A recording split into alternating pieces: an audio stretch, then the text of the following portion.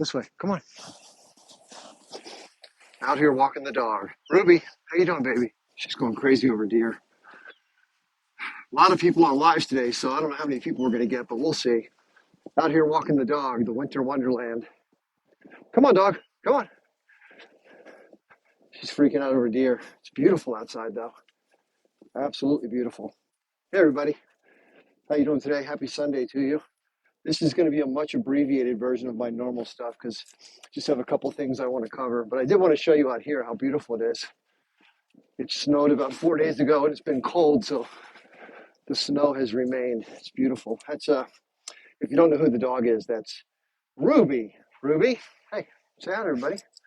She's paying attention to deer more than anything, including me, which is understandable. I just had her on the other side of the park where there's more woods and more deer, and she was going absolutely ballistic. So, yeah, let me invite some people. I'll tell you what, do me a favor, please, if you don't mind, if you can be so kind. Up in the upper left-hand side of the screen, I can't point to it because my dog is pulling me. There's a really small heart underneath the letter C in my name. If you hold down that heart for about a second, a list will pop up for you, and then you can invite other people. Because I have some pretty important things to cover, although it's going to be a short live. I think you'll like it. It's some encouraging news, right? We're always looking for things to give us some encouragement. And I have some news for you that's actually encouraging, which is good to share. Because we don't get much of that, right? So there's basically two big things I want to share during this live. Some of you may have heard of one of them, but we need to try to do what we can, right? That's the most important thing. We all care so much about the people of Gaza and in the West Bank, the Palestinian struggle in general. And maybe there are people here who don't. And if you don't, that's okay. You can certainly ask to come up and share your point of view. But I think many of the people who follow me understand that I lean in that direction just because I think it's the right thing to do. And I've just been lucky to know about it for a long time. So we have a good bit of people here right now. Do me a favor, please, everybody. I know this is kind of old. Please tap on my forehead. You can tap on my little icon on my hat here. And that'll spread the love, get other people. Thank you for liking the live. Thank you very much, everybody. I appreciate that. It is a Sunday, so a lot of people are doing other things. There are football games in the USA, which a lot of people, unfortunately, in America, are still busy with that stuff. I gave that stuff up a while back. Not that it isn't fun. I understand. I grew up loving it. I used to play football as a kid, even though I'm not a big person. And I used to love it. I used to play wide receiver and quarterback. Quarterback when I was younger and smaller. Wide receiver when I got a little faster as I got older. One fact is, not to pat myself on the back because I didn't get in that much, but I never dropped a pass in a football game. Never. And I remember there was a coach that was frustrated with our quarterback, our starting quarterback, my senior year of high school. And he said, "Barnes, I should have started you as quarterback. You listen to every damn thing the coaches say." He said, you're the most coachable person I've ever met in my life. So that's kind of a nice compliment, right? And I think that I like to coach people too. I think learning and practicing is a big part of getting better at stuff, right? So there's a lot of things I'd like to do better in my life. I like to play guitar better. I definitely like to play golf better than I used to. I used to play a lot of golf when I was younger. And now when I play, it's really hard when you're good at something when you're younger and then you start to suck at it. It's part of getting old, I guess. You got to accept it. Anyway, back on the subject at hand. So now we have a number of people here. Thank you for being here, by the way. If you're new, I don't want to waste your time. If you're new here, can you please type the number 1 in the chat? If you've never seen me before, you're like, who in the hell is this guy walking in the woods with his dog with this silly hat on? Please tell me that. I don't want to waste your time telling people who I am and my background if you're not new. Somebody's new. Hey, Flying High, how are you doing? Thanks for being here. Hey, TikTok Division, appreciate you being here. Thank you. Wonder Woman 13, that's a great name. I appreciate that. Shannon, how you doing? Good to see you. Yeah, it's great to have new people. I really appreciate you being here. I usually talk about things like geopolitics. Jen, yeah, welcome here. If you guys, I think what you'll like about my style, I'll just share with you about my style first. I do a lot of guest panels, and the thing that kind of I like to stand on that differentiates me is instead of yelling back and forth and allowing that nonsense like Jerry Springer, which for those of you who don't know what Jerry Springer is, it's an old talk show where it's just mayhem, a bunch of fools.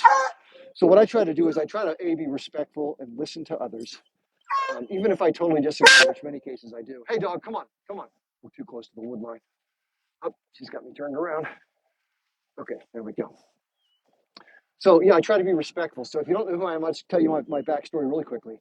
My name is Chip Barnes. I'm an Army veteran. I live on the eastern seaboard of the United States. I've been studying things like geopolitics, etc., my whole life. It's kind of like my hobby, other than those two things I told you about. And I also learned about the Israel-Palestine issue. I had a classmate who did a presentation as a part of our political science graduation process, and it was on something called the First Intifada, which is the first big uprising of the Palestinian people back in 1987, way back then. Yeah, it's a hound dog. Let me show you Ruby. Ruby, say hi. Say hi. Let me see if I can get her face for you. Say hi, baby. Look. How you doing, girl? Yeah, she's freaking out because she smells deer. Yeah, she's what's called a coonhound.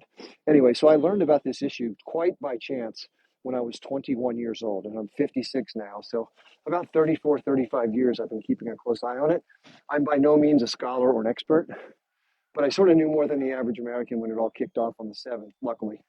And that just happened to coincide with me getting onto social media. So it worked out well. Anyway, my style is one of trying to be truthful. If I get something wrong, I have no problem correcting it. I'm trying to actually figure out the actual numbers right now of the conflict in terms of the fatalities and injuries. It's hard to get accurate information, right? Anyway, so that's a little bit about me. You know, I like to play guitar. I like to walk in the woods like I'm with the dog right now. Live a very simple life. Just, you know, I'm very uncomplicated because quite frankly, I don't like complications. Anyway, so what are we talking about today? I wanted to share with you what's on the radar. So I wanted to do a quick informal poll, and thank you, by the way, for participating. If anybody here is from outside the United States, can you please type in your country of origin? Because I want to see if there's people outside the U.S. that are watching.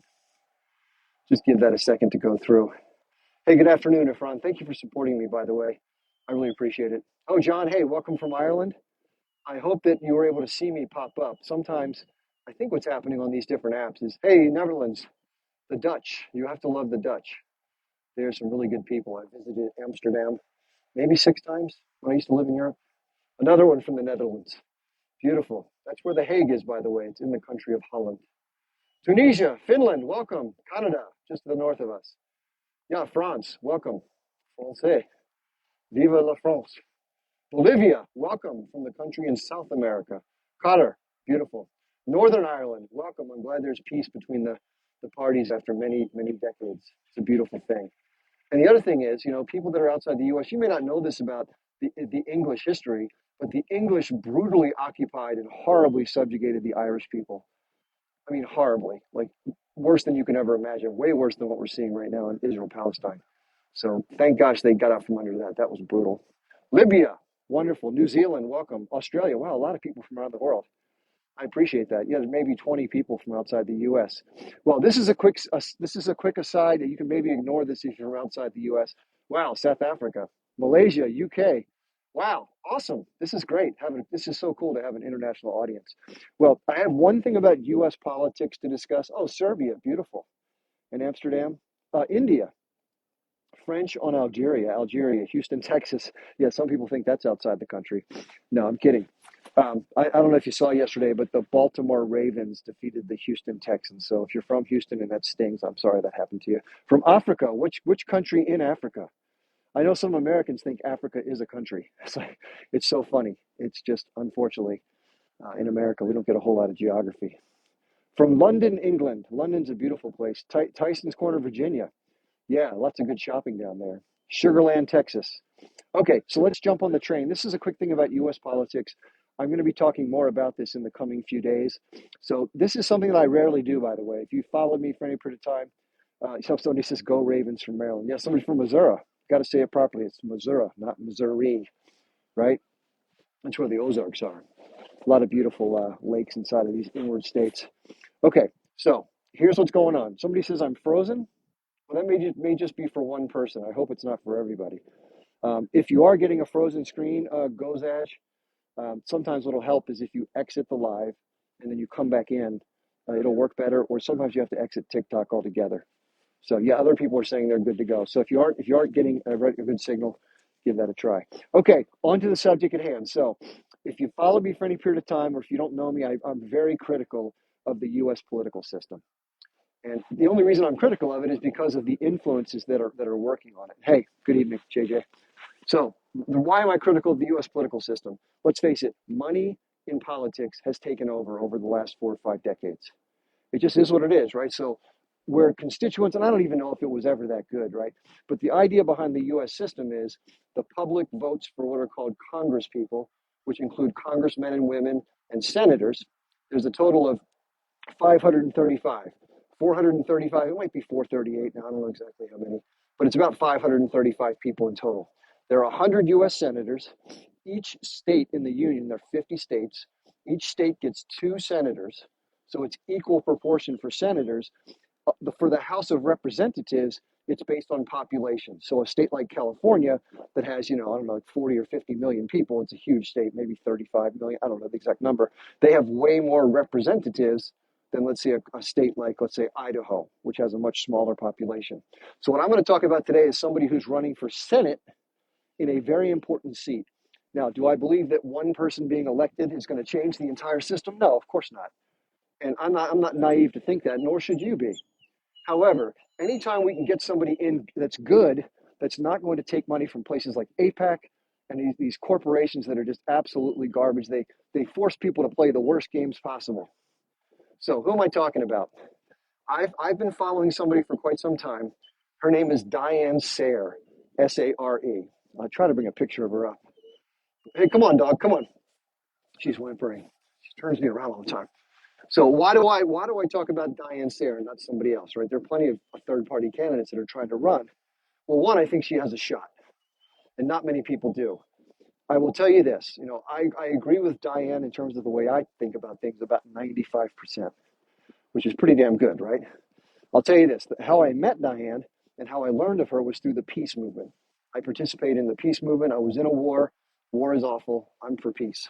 Okay, so I met her about, I don't know, about maybe a year and a half, 2 years ago. She was at a peace rally. I only got a chance to maybe talk for a couple of seconds as she was walking with some security. So we didn't formally meet, but I did get to meet her recently at the pro-Palestinian event. She was there, kind of, passing on information to people. So here's why I care about Diane, okay? So first of all, she's completely against what Israel is doing, not only in this conflict, but in general. So she's one of the rare pro-Palestinians who's courageous enough to speak out and say, no, this is BS in general, but especially in this case, it's important. And then on top of that, she takes no corporate money, no money from APAC, which of course is going to make it an uphill climb. Anybody who doesn't take money from these organizations, it's going to be tough to win, right? Because in many cases, the people that make the money, it's going to take people like you and I, unfortunately, getting out and being busy. Now, this is in the state of New York, so many of us may not have the chance to vote for Diane. But we can work on her behalf. And you do what works for you. You can do your own homework.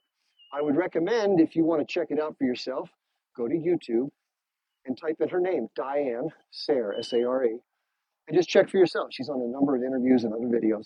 She did give a talk that I found particularly useful and for you to analyze her views. It was at a Christmas event in America. That's around the 25th of December. And she's wearing a bright red sweatshirt or sweater. So you want to look for that video. It's like the fifth or sixth one down the list once you look her up. So why am I promoting Diane? Okay. Because I want to see peace. I want to see a resolution. And at a minimum, I don't want to see somebody taking APAC money. Her opponent is a longstanding incumbent senator that used to be Hillary Clinton's seat, which is now someone named Kirsten Gillibrand. Now, I don't hate Kirsten Gillibrand, but Kirsten Gillibrand is completely paid off by people like APAC and other moneyed interests. She's in the swamp as much as anybody. And I'm sure she's a perfectly nice woman. I'm sure if I met her, I'd like her. And she does advocate for women's issues, which I think is good. But the big but, not her body. The big but is she takes APAC money. She's taken like $585,000 from APAC over the years. Now, Joe Biden, if you don't know, has taken like $4.3 million. He's by far the most. He's taken double what anybody else has taken at the top of the list. So Biden, he's completely a total sellout, right? We know that if we're watching. So why do I mention Diane Sare to you? She's going to be coming on as a live guest with me this coming Wednesday, January 24th, on this on this TikTok channel at 8 p.m. Eastern time, my normal schedule. And she and I are going to talk. It's probably going to go about 2.5, 3 hours if she can do it. We're going to spend the first hour, maybe hour and 15 minutes, letting she and I talk a bit, and then we'll bring questions in from the audience. Okay?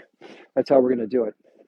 And I'll probably try to get a couple extra moderators to help write down some of the questions as we talk so we can answer some. But if you have questions, and by the way, if you're a subscriber, and this is just how this stuff works, right? Whether it's YouTube or TikTok, if you're somebody who subscribes, you're going to get your questions answered first, just like if you do a super chat on YouTube or whatever. So it's going to be this Wednesday, January the 24th at 8 p.m. Eastern time, which is New York City time. It's Greenwich Mean Time minus 5 hours, GMT minus 5. So not only do I like Diane's positions, she's just a nice person. She's a normal person. She's married. She doesn't have kids. She's a normal adult that wants to make the world a better place, just like me. And I think you'll really like her. And like I said, nobody's perfect. You're not going to find somebody who's you're going to like on every issue. But if we're going to get some things done in the coming years to try to change these dynamics, we're going to have to put aside the petty stuff. We're going to have to focus on the key issues that we all agree upon. And liberating Palestine is a big one. And at least stopping these crazy incursions by the Israelis and the undue influence of AIPAC on our political system, we got to put that front and center. And she's definitely on that side. She's for working class people. She's for the money that's being spent on these foreign wars to come home and help the public. She's a very good person in that way. She's decent, right? And she's not going to take the BS money. Now, I don't know if she'll win or not. It's hard for anybody coming in as a third party because let's face it, the Democratic Party does a lot of dirty deeds. They did it to Bernie Sanders when he was trying to take on Hillary Clinton in the 2016 primaries. So I don't have unrealistic expectations, but if we're going to do what we can, we have to do what we can, right? And so I'm going to suggest humbly that you check her out, at least maybe before on YouTube, and then again on Wednesday if you can make it. And we'll probably have another, gathering at some point. I'm going up to be at an event with Diane in mid-February in New York City. And again, I'm not that politically active in terms of the normal campaigns because I think a lot of it's bullshit. But she's the kind of person that I think can really make a difference. And at a minimum, let's just say she gets elected. Okay, let's be optimistic. You'll have somebody in the Senate who can speak to these systems that are broken. She can speak publicly. Think of her platform on television and elsewhere. She can speak at the U.S. Senate, which is a powerful position. That'll make a big difference and maybe sway more people's minds to change more elections. If we can get 5, 10, 15 senators over the next couple cycles, that could make a big difference, right? I don't know. I think the system is so jammed up. Who knows what's going to happen? But we got to try what we can, right? It's just so great to have a candidate that gives a shit, right? And wants to see things from the same perspective as us. So I don't know. I mean, we'll see what happens. But as things go down the line, I will let you know about what I learned about Diane. But if you can make it this Wednesday at 8 p.m. Eastern time, you're going to love it. And trust me, even if you just tune in to listen to her, she's just a decent human being, right? So it's good to know people like Diane. So the other thing I wanted to mention, just keep that in mind. The other thing I wanted to reiterate to those of you who haven't heard this yet is that there's a fundraiser that I've decided to participate in and include in on my TikTok. And the reason why I've not done that before, you got to be very careful, obviously, right before you endorse some kind of fundraiser. You got to be very careful, do your homework, make sure the money's going to go to the right people. So I did that. I took about 2 weeks. They were asking me to do it sooner. I had to check it out, right? So I did. And so I have a link tree in my bio. And at the very top of the things, once you click through that, by the way, if you're outside the US, they took down the clickable link. I don't know why. So if you're outside the US, the text that you need to type into your web browser to launch the link to my link tree, you have to type it into a web browser. It's written text, but you have to either copy paste it if you're on the computer or actually type it out if you're on your phone. I apologize for that. There's just nothing I can do about that. Yeah, somebody made a comment that says, I think your viewers are down. Absolutely. I think, there's no denying that people like me and other people that are either critical of Israel or talk about a pro-Palestinian, our views are way down. My videos aren't being cycled to people's For You page. They're hardly even going out to my followers. And I know that when I go live, it's not being broadcast. I've had people tell me that they didn't get the signal and they had to come and look just to see if I was. And I do maintain a regular schedule, which is how people know to do that. But this one's not a part of my regular schedule. So we have 109 people. Normally, when I did this in the past, I had between 400 and 600 people, right? And I have more followers than before. I have, I guess, 110,000 now. Back then, I only had about 60 or 70. So you would think I'd get to be between 600 or 700 or more. Now we're down to like 100 or 200 at the max, right? So somebody says, oh, and by the way, again, I told you at the beginning, I try to be fair. and I try to be objective, and I try to be courteous to people. So even if I disagree with you, if you want to come up and talk, I'm open to that. We can go a little further than I was going to go today. But anyway, so the group is called Women for Palestine. That's the name of the group of women that I'm promoting for this fundraiser. They have a GoFundMe set up. There's a lovely woman who is in Cairo, Egypt. Her name is Nicole. She has her own channel. I'll probably tag her at some point for everybody. But she's agreed. She has a garment company where they make things that, clothing. And so she's agreed to do things for the Palestinians at no profit, which is called doing it at cost. So if it costs her $4 for the material and $4 for labor, she's going to get it for $8 to the people who need it, which is wonderful, right? She's not profiting off this. And they've already gotten a lot of stuff into Gaza, like warm weather coats and shirts and undergarments and things for women who need hygiene and stuff like this, which is wonderful, right? I mean, I can tell you from being in combat, it's very unpleasant going without clean clothes for long periods of time. I've been in the same pair of underwear, unfortunately, for like a week or two. It's disgusting. And so if we can do that to make somebody's life a little better as they're being bombarded relentlessly by the Israelis, I think that's something we can do. So I made a sizable donation. You can put your name on there. You can remain anonymous if you don't want anybody to find out. It's the very top link in my link tree in my bio. So I hope you'll support it. They're good people doing good things. And again, we can't solve the whole problem ourselves. We can't break through the political barriers because it's just so discouraging. But at least we can help with some of the to alleviate some of the suffering, right? So this is the first time I've ever supported a fundraiser on here. I just don't want to, I don't want people to lose their money to some scam. With that in mind, by the way, I just want to tell everybody this, and I don't know for sure. I'm just going to share this out because I think it's important for me to pass on things that I've come across, just in case it means something to you. Do with this as you choose. But there are many people, if you know who Sean King is, he had a very big following on Instagram, and he's been involved in a lot of things like Black Lives Matters, and of course with the Israel-Palestine thing. And we need every advocate we can get, right? So for a big reach like Sean's, absolutely, again. But, and it pains me to say this. Thank you, Coco Cali. Thank you so much for supporting me. I really appreciate it. Just so you know, though, I should have mentioned this earlier. I'll get back on to Sean King. And I say this with a lot of, sadness because I want to say positive things about people all the time, right? That's my style. But if something's on the radar, it needs to be done. So if you do ever send money via TikTok through subscriptions or whatever, TikTok keeps, and most people, I didn't know this, TikTok keeps 70%.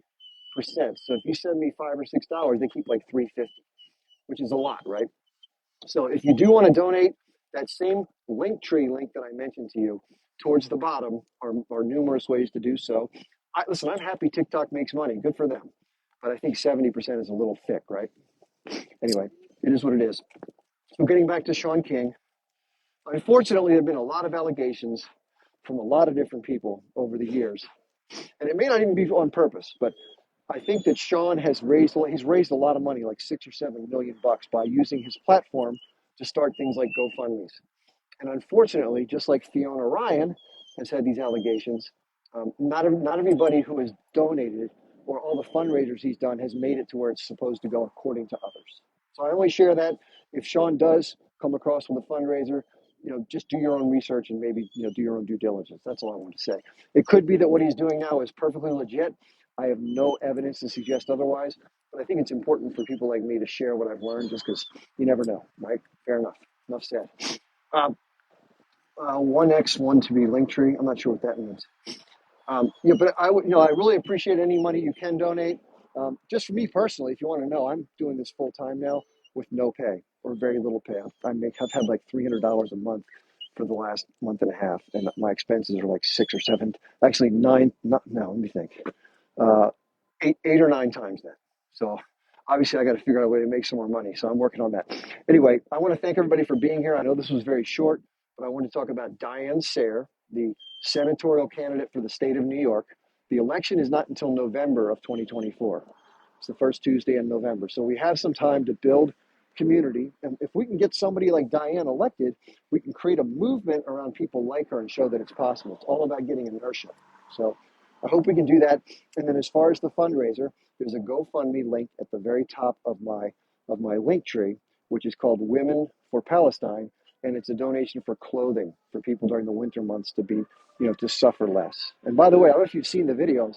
There are a lot of people from Gaza now that are in the south in these tent city refugee camps that look, very unpleasant. And I think like 1.7 or 1.8 million people have lost their homes now. So it's just one bad thing after another. Shame on the Israelis for saying they're doing something to avoid civilian casualties. It's just a total joke, right? We know this. So let me get inside my car because it's cold as hell here, and I'll go a little bit longer if people want to ask some questions. My dog is obviously whining like crazy. Hey, Ruby, come here. Come here, baby. See if I can show it. There she is right there. Hi, Ruby. Say hi, everybody. Okay, let me get in my car because it's cold as hell. I have to put down a little towel in the front seat because her feet are all messy. Stay there. Hold on 1 second, baby.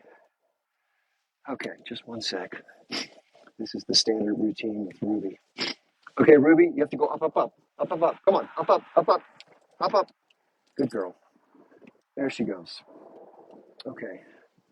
So if anybody has any questions, I'm not going to drive, obviously, because I did that once before, and they got me in trouble for that. But somebody says they're attacking Nasser Hospital. Yeah, they've been doing a lot of that, right? This is the thing about them being the, quote, moral military. They're attacking hospitals. They have been since the beginning of this thing.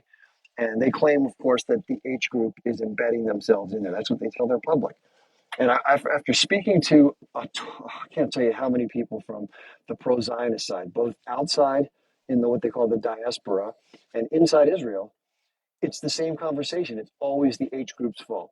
They always embed themselves inside of it. It's complete BS. In fact, we have direct evidence showing in many cases where these accusations have been staged by the Israeli government, where they literally will come into a hospital and they'll stage things like laptops. One of the craziest ones, I don't know if you heard it, they did an allegation that inside one of the quote unquote textbooks that they're putting hateful things out to the children. When they turned the page to show which page it had been folded up and inserted into it. You could see the crease marks on the paper. The soldier who showed it accidentally went a page too far, and you could see the back having been, it's a different color paper and everything. It's ridiculous. And it says basically like the H group hates Jewish people and all that bullshit, right? So somebody says, can they block that? I must have missed something here. Anyway, by the way, the other thing is I don't like, just for the moderators, I appreciate you being here. I like to use blocking people and muting people as a last resort. So if someone's saying something racist or over the top, okay. But if they're just disagreeing vehemently or even calling me names, I'm okay with that. I got thick skin. But if it's something like really horrific or racist, then yeah, okay, fair. My whole thing, like I said, is we need to be able to engage with people, I believe, because the only way we're going to reach people is by having these conversations and by going through education with evidence, not stuff like that. So, um, Glory, listen, Gloria, I would not say something silly about your name. So, no, just be courtesy, be courteous. And the other thing I would say, Gloria, is this. If you have something of substance to share with the group in terms of your comments or you want to come on, let's have that conversation. Character assassination or name calling or whatever, that's kind of silly, right? It's kind of childish. So, listen, I'll be respectful to you if you want to come up, I promise.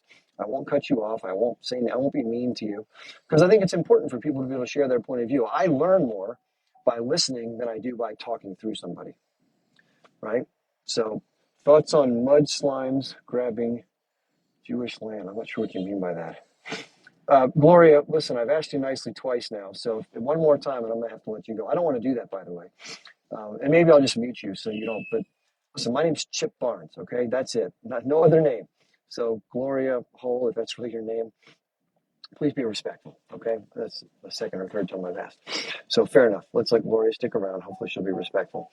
And by the way, usually people with a low following count are unfortunately accounts that are either bots or paid off to do certain things on the internet. So, okay, well that's it. I'll tell you, Gloria. Let's mute you for now. Then I apologize for that, but I've asked very nicely. So there we'll go. So I'm just going to mute you for the whole thing, okay? And you're welcome to listen in. And if, by the way, I can unmute you if you start being reasonable. But anyway, so that's it. Somebody says you want to see evidence, so I provided it. ZE Silver, I'm not sure to what you're referring. So if there is an issue that you provided evidence for that I'm getting wrong, again, I go out of my way. Somebody on a live yesterday that I did came up and we gave him a lot of time. I mean, a lot, like probably 40 minutes of talk time, which is way more than anybody usually gets. But it was an interesting dialogue. And it appeared as if other people said they've heard this person in lives before and that this person sounds like sort of an Israeli spokesperson. But either way, he asked me to challenge some of the facts, and that's fair enough as far as like some of the numbers go. And the other thing is, hey, relax, dog. She's kind of going crazy because of the deer. Um, the other thing is he challenged me about, about the fact that there is video evidence to justify some of the claims of what I call atrocity propaganda, right? So many of us believe, and listen, it's all about seeing the evidence, right? That's fair. But if there is evidence, video evidence that backs up some of the assertions, fair enough. I told him that I promised him I would update my audience if that's the case, if I see that. So he gave me the names of some websites and some Telegram groups to go to. A couple of them were absolute garbage. First of all, if they're written in Hebrew, I can't tell. There was no photographs and it was all written in Hebrew. Testimony from somebody is not as valuable or sometimes not valuable at all other than video evidence. I did a video a while back just to let you know the example of what the standards that I try to hold myself to. It was a young woman who had been released during the first couple of weeks after the conflict where hostages were taken by the H group into Gaza. And she was released. She had a hurt arm, which they helped fix. And so she got into a Red Cross vehicle. And you can search through my videos to find this. It's in the last 10 or 15 videos I did. And somebody interviewed her while she was in the custody of the Red Cross. The H group was long gone. And they said, hey, what's the deal? Yeah, I'll bring you up, Mark. Just have to request. If you request, ZE Silver, if you want to come up too, let's talk. I'm more than happy to listen to you because fair is fair. Just let you know as an aside, I'm not somebody who's married to my point of view, which is great because when you're not married to your point of view, you can switch it based on the evidence with no worries, right? And it's fair if somebody can show you something to change your point of view, then you should, right? You shouldn't just stay on your team because it's what makes you feel better or whatever. So that's silliness, right? So with that in mind, this person said one thing, this young woman who was released by the H group, they asked her, hey, how was your experience? What happened? And she says, they were very kind. They fed me well. The food was good. Everybody was very nice. That's what she said. Now, obviously, if you're the Israeli government, the last thing you want is one of your citizens telling the public on camera that the H group, who you want to vilify as barbarians, treated you well. And we've seen myriad examples of them releasing people with them seeming like they were leaving in a friendly, warm manner, right? Now, what happened with this particular person was about a month and a half later, she was on Israeli television and she told a completely different story than what she initially said to the camera when she was in the custody of the Red Cross. So therefore, my point is that seems like coached propaganda, right? Because when you have somebody without any reason to lie, they're not being pressured by anybody, and they just tell you, hey, this is what happened, and then they give a different recollection at a different date. My guess was, and this is totally conjecture, I don't have proof, somebody offered her some money, and they gave her some coaching and said, hey, this doesn't serve our purpose at all. Please do it for the team and come back and let's have a different accounting of this or something to that effect, right? That's what it seemed like. So somebody says the H group has good and bad people. Yeah, I don't think it's universal that everybody in any group is nice or kind all the time. I do believe there's a fundamental principle. I know this sounds crazy to those who support Israel, and I'll get to the guest in just a second here. Hold on, relax. For somebody who supports Israel, the H group can do no right. Like there's no talking about them. They're barbarians. They did horrible things on the 7th. I can understand that point of view, and that you have there's nothing you can hear or say that's going to make that change. I get that. But there could be, and just like there are in the Israeli government, there are leaders from the Israeli side, and a lot of people don't like them, that are hard right, that say horrific things. Like the defense minister said, we're dealing with human animals, right? That's not a good thing to say about somebody else. Itamar Ben-Gvir has expressed numerous times, he's the minister of finance, or no, Smotrich is the finance, he's the minister of I don't know, something else. Anyway, they're all these hard right people. You have Bezalel Smotrich and Itamar Ben-Gvir and Benjamin Netanyahu. They look down on non-Jewish people. They do. It's in their language. It's in their demeanor. It's in their totally way. Now, do with that what you want. Are there people in the H group that might be looked down on Jewish people? It's possible.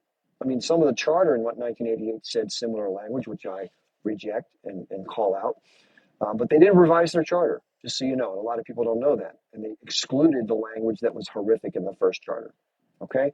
And they also talk about being willing to accept a two-state solution based on the pre-1967. Most people don't know that the H group is given in their charter some concessions to the idea of having a two-state solution. Relax, dog. Give them a chance to speak. Hey, Chip, thanks for letting me up. I would say that So the video that I tagged you in, and the link that I provide is in a pinned video at the top of my profile, so you can go see it. It's Okay. saturday.october.7.com. It's not in Okay. Hebrew; it's in English, and it specifically provides both photos and videos that were taken that day by the Hamas terrorists. So you can go and check that out for yourself. It's not, you can decide if it's propaganda if you want to, but ultimately, like, that was the GoPro video footage that was taken and then captured Sure. after capturing those terrorists. The other thing that I guess I want to kind of like ask you about, especially, is when it comes to like the hostages and like the testimony. I find it really interesting that simultaneously say that that essentially testimony is not proof of anything, but yet then you use only the testimony of a singular hostage. You don't necessarily talk about the other hostages that have been released and the fact that they haven't changed their stories and that it has been consistent, as well as it's the other thing that I find to be fascinating is, given your time in the armed services, and I would assume like your expertise around how hostages can act for certain times under duress, especially when they have either family members or friends who still remain hostages, and the notion that there couldn't be any pressure on them to say certain things until that they find themselves to be in a more comfortable spot, and yet, like, you find it possible or probable that it happens the opposite way. And so to me, at the very least, it seems as though that, like, you are coming at this from the perspective in which, like, one side is inherently good, one side is inherently bad. No, no. Okay, so then, Look, so it is is possible it that, like, okay if despite the say, fact that, is it so it's, okay if I yeah, answer? So I don't forget, I'm not cutting you off. I'm going to hear you out on whatever else you want to share. Can I just have a small time for reply so that sure, of I'll course. forget okay, so real quick. Thank you. So in terms of the test, I did not say, if you listen to me carefully, and this is recorded, by the way, so if you want, it'll be posted onto my YouTube and my Rumble channels. You can find the links in my link tree in my bio. They usually go up within a day or two. I'm a little behind right now because of some other work I had to do, but they'll be there. So you can go back and listen to what I actually said. What I said is it may not be as accurate as actual video evidence. I don't think it can be discounted outright because I don't know for sure. But I did share with you an example of a situation, and I've not heard or seen all the testimony to which you're referring to. So, in fairness, if there are links for that or whatever, I have no reason necessarily to doubt someone's recollection, but I also don't have evidence to support it either. In fairness, that's all I'm trying to point out. And I do I have feel like one. a I do. certain Let me amount of finish. like I, willful I ignorance. hold on. I got to be able to finish. Let me do this. I'm going to let you back. I promise. I'm fair. I just want to address your points. So that was one. The other one you said was there are other people. The only example I have to go off right now where somebody switched their story. And I also have videos showing very warm and sort of kind handoffs of people who, and many of them, by the way, not just one or two. So that gives me the indication that at least in some of the cases, people didn't have horrible experiences. There may be others that did. I'm happy to entertain that. And then in addition, we have this one young woman who said one thing when she was not under duress and then comes on TV later and says a whole nother. Now, one other thing I want to share with you in an overall sense, and I'll bring you back up and I'll mute myself. And that is, because the dog's making noise too. And that is, I've watched this conflict for 34 years. So I'm not a Johnny come lately. And the reason why I see it from the perspective I do is not necessarily because of the participants. It just so happens in this case that the participants happen to be Jewish and happen to be Israeli that are involved in the conflict. Like I always like to say, the script could be reversed with it could be Arabs that had a state and Jewish people that got pushed off and all the things that have happened subsequent to this, or it could be Ethiopia and Eritrea on the east coast of Africa. The parties to me are insignificant. The power dynamics is what I focus on. And if one group is exploited by the other, and by the way, let's go back to World War II when Jews were being exploited horribly, and that's the understatement of the century, right? What happened in World War II? There were people that were in the Warsaw Ghetto, and they had an uprising against the oppressive German forces. Now I know it was a little more extensive, and I'm not trying to compare. It's apples and oranges in that regard. However, being under oppression and being controlled by somebody else is a very similar set of circumstances. So I don't condemn the people that participated in the Warsaw Ghetto uprising, albeit they weren't able to do the same things as alleged against the H group. I know that's another important differentiation, but I don't condemn them for doing. I don't condemn the American indigenous the residents that rose up against the British occupation. So it's hard for me in the same breath, given those intellectual consistencies, to quote unquote condemn the H group for resisting what has been an ongoing occupation and a blockade, both of which are acts of war. And I've noticed the Israeli government and spokespeople for the IDF in many instances over many decades lying through their teeth consistently, just as they did with the 40 baby story, and just like they did on the response of the military on the 7th, where many of the people who were unalived, they've assigned all of the blame to the H group. And yes, none of the response by the military would have happened in the first place had the H group not incurred in Israel. I grant you that. But we don't know for sure who did what to whom in what manner. And there's a lot of questions now in terms of the accuracy of the actual numbers. I don't have verification, but I do see evidence of the military with tanks and Apache helicopters and the evidence of the damage to indicate much of it could have been done by the military. Now, that was a mouthful. I'm going to mute myself and bring you back up, and I'm going to give you a couple, 3 minutes without jumping in. Yeah. Okay. So you definitely do, especially. So I guess once again, like, I think just going back to the hostage situation, I find it odd to essentially commend a group for treating hostages well, even though like taking the concept of taking hostages is in and of itself morally wrong. If you want to claim that it is a morally right thing under the guise of resistance, I guess like we can have that argument. But just the fact of like targeting innocent civilians and taking innocent civilians hostage would theoretically be a war crime. So the idea of commending them for how they treat after they commit the war crime is fascinating. Secondly, I also find it a little bit interesting that the only evidence or like the only hostage that you have spoken about is the one hostage that has quote unquote changed their story, as well as denying the idea that they could still be under duress, despite the fact that that technically yes, I guess members of Hamas were not present at that particular moment. That doesn't necessarily mean that she wasn't under duress. And also the fact that you haven't gone out of your way, because if you want to consider yourself an objective observer, one would assume that you would go out of your way to also listen to the other stories of the hostages and see the consistency, and also see a differing perspective or a differing narrative from that. So I just like the almost like the willful ignorance of going out and you're looking and seeking out evidence. Hold on, you're assigning things to me that you're not aware of, right? So you're wondering why I haven't gone more out of my way. I just haven't seen them yet, okay? And I'm happy to entertain them. I'm very open-minded. I think you'll realize that about me if you watch me in all my lives. I don't necessarily outright deny anything because I don't know. But to say that why are you it's not seeking fair, out okay? one but not the other? I didn't quote unquote seek it out. It's what I saw so far. I didn't seek it out. It was in the feeds that I've been seeing, and I saw it. I downloaded it. Then I saw the interview. I downloaded that. I made a video about it saying, hey, isn't it strange that this particular person, while they're in the custody of the Red Cross and there's no people anywhere near the Red Cross, and she says one thing, and then when she gets on TV a month and a half later, she says something different. If there are other indications of testimony, I'm open to listening to it. As I would say before, though, this is one thing I'm trying to bring up. And again, I'll stop with this and let you finish. Please don't ascribe motive to me that you're not aware of, because I've not made any steps to avoid certain things to exclude evidence. That's not how I am. I go with what I see. You've suggested I go to a website. I'll happily look at it. If you have evidence of testimony that you think would be worthwhile for me to see, I'm open to it. I haven't actively searched. So I don't know where to go to look for it, quite frankly. So let me put you back on. But please don't say I'm not doing something, you know?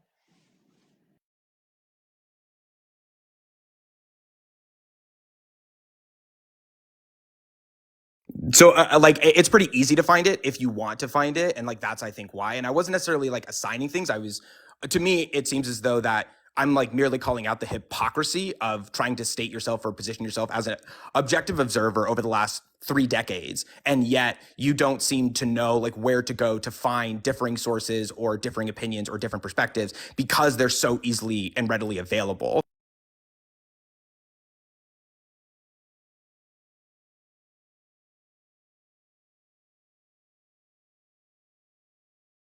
You're muted, Chip. Hold on. Sorry. Thanks. You're claiming that I, quote, searched out one thing and didn't search out the other. You don't know that. You're making the claim that you believe it may be the case. So let me share with you what actually happened. I didn't go to search out stories about the H group looking good, and therefore I didn't search out the ones about the testimony that would talk about bad situations. Something landed in my lap, and I've talked about that one thing. I've not searched for others on that side, nor have I searched for others on this side. If you send me links to look at them, I'll happily do so. That's fair, right? You're ascribing things to me that you just don't know. You're saying you find it curious. Okay, that's fair, right? So then I think what I would love is if either like honestly I'd love to jump on a live just like the two of us and we can kind of like go through those sources. I'm also happy to tag you in another video or tag you in the videos that I have already been done.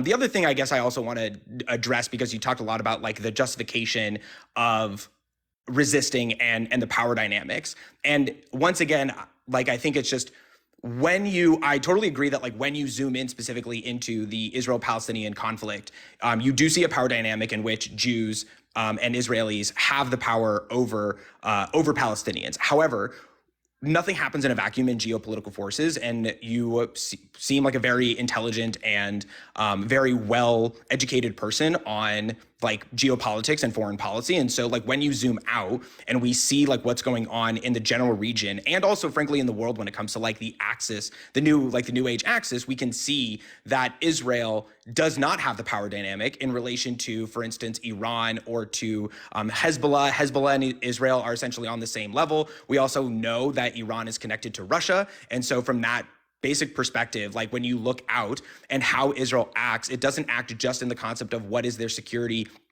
in relation to Palestinians, but rather what is the security in relation to the general regional situation, and especially where how we know the Houthis are backed by Iran as well. Hezbollah and Bashar al-Assad are also backed by Iran, and also there have been evidence that shows that Hamas is receiving funding from Iran as well. And so from that perspective, we can see that there is a different power dynamic that we're operating from.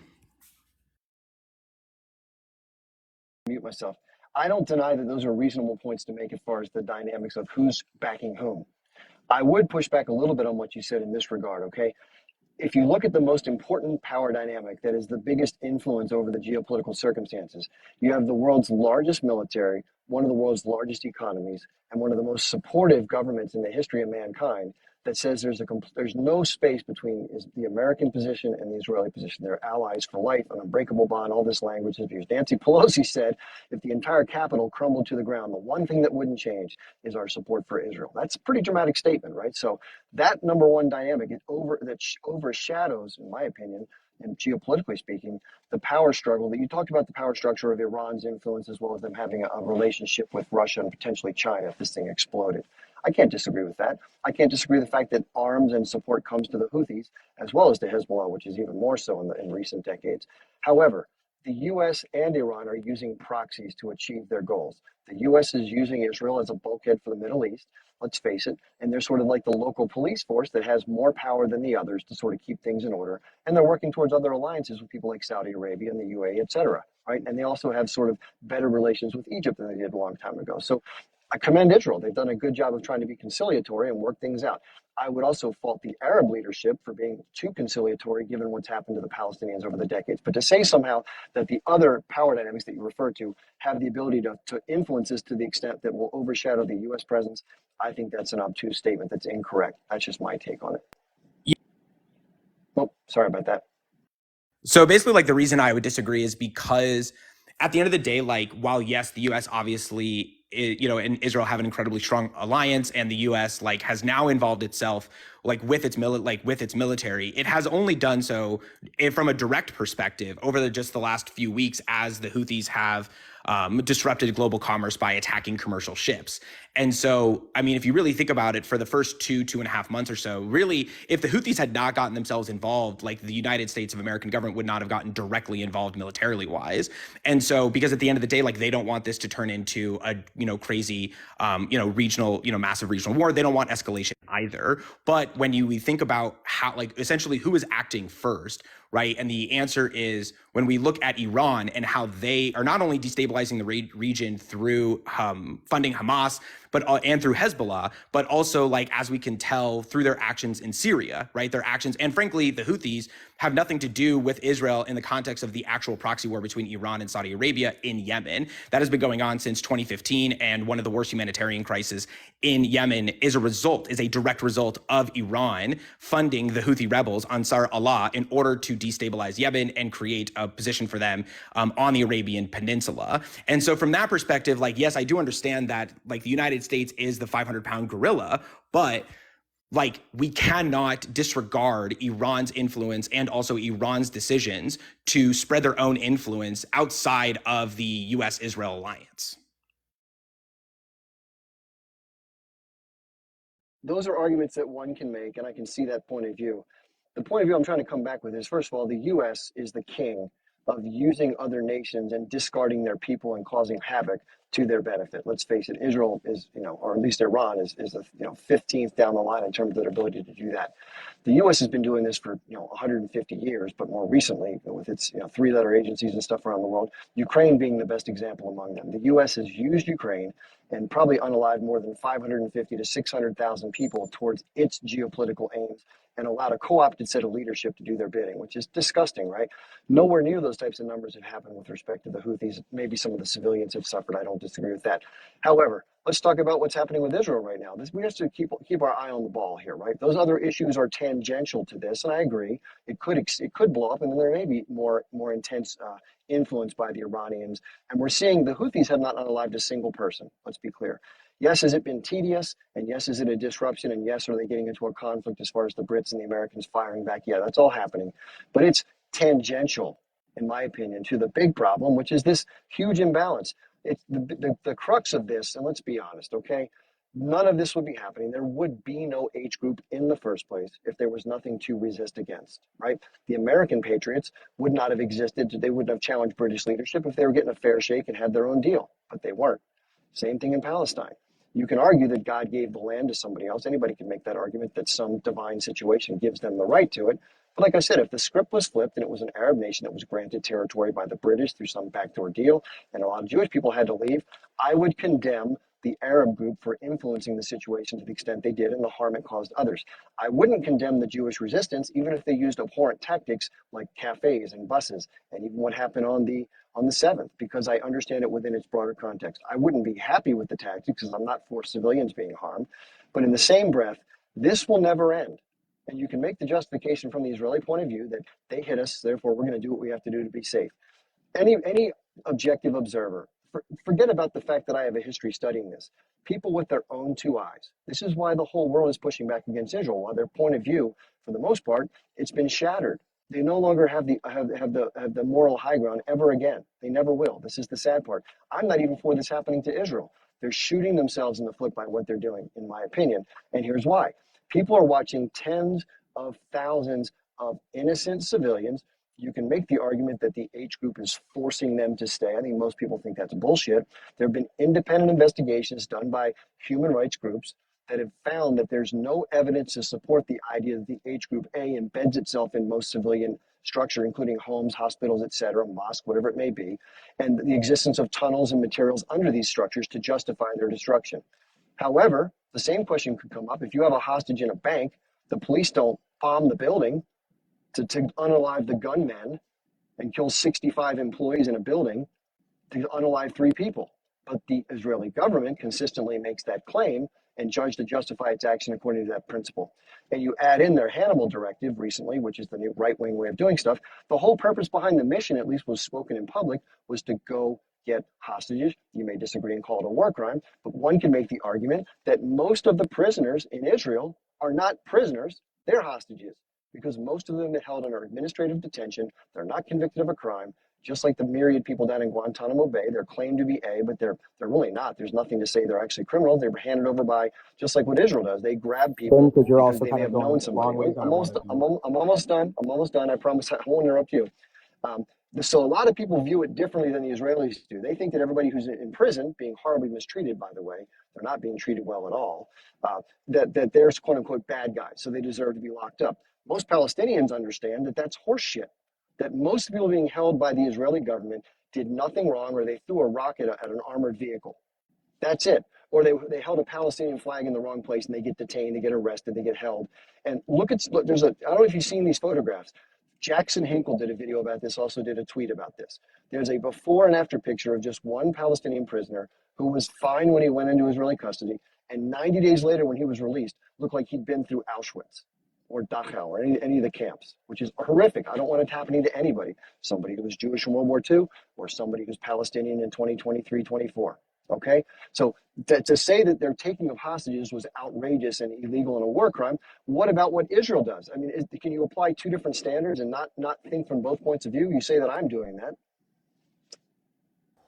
Oh boy. So there was a lot in there. And there was a couple of things that you said that pointed out to me kind of like where your perspective is coming from, and I'm actually very curious where.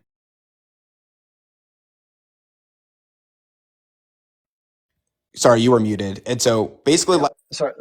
One thing I just want to say, one thing I haven't done, if you haven't noticed this, I've not marginalized or called you biased, right? I've been just listening to what you have to say. I wish you'd give me the same courtesy because I apply the same standards to every geopolitical event. I have nothing against Israel. I don't know any Israelis. I'm not for Palestinians. I don't know any Palestinians. I'm just a guy trying to call balls and strikes as best I can. I don't get it all right, but please stop ascribing motive to me, which you don't know to be true. You just don't. well,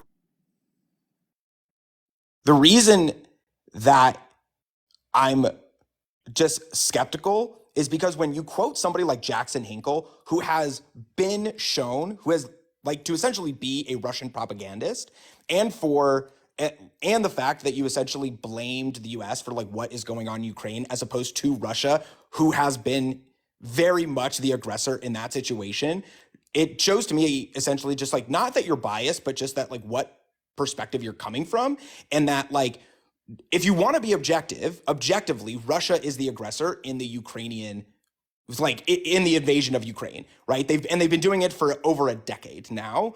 And also, I understand that your desire to zoom in on Israel Palestine because again, like it creates a really easy and quote unquote simple way around power dynamics. But at the end of the day, nothing happens in a vacuum. Like you cannot just ignore what Iran is doing. You cannot ignore Russia's influence. You cannot ignore what they're doing around the region and how Israel, in a neighborhood like that, like I'm sorry, but if you're going to quote Jackson Hinkle, who's a Russian propagandist, like that's not. You're muted. I said that the person reported the photographs. That's what I said.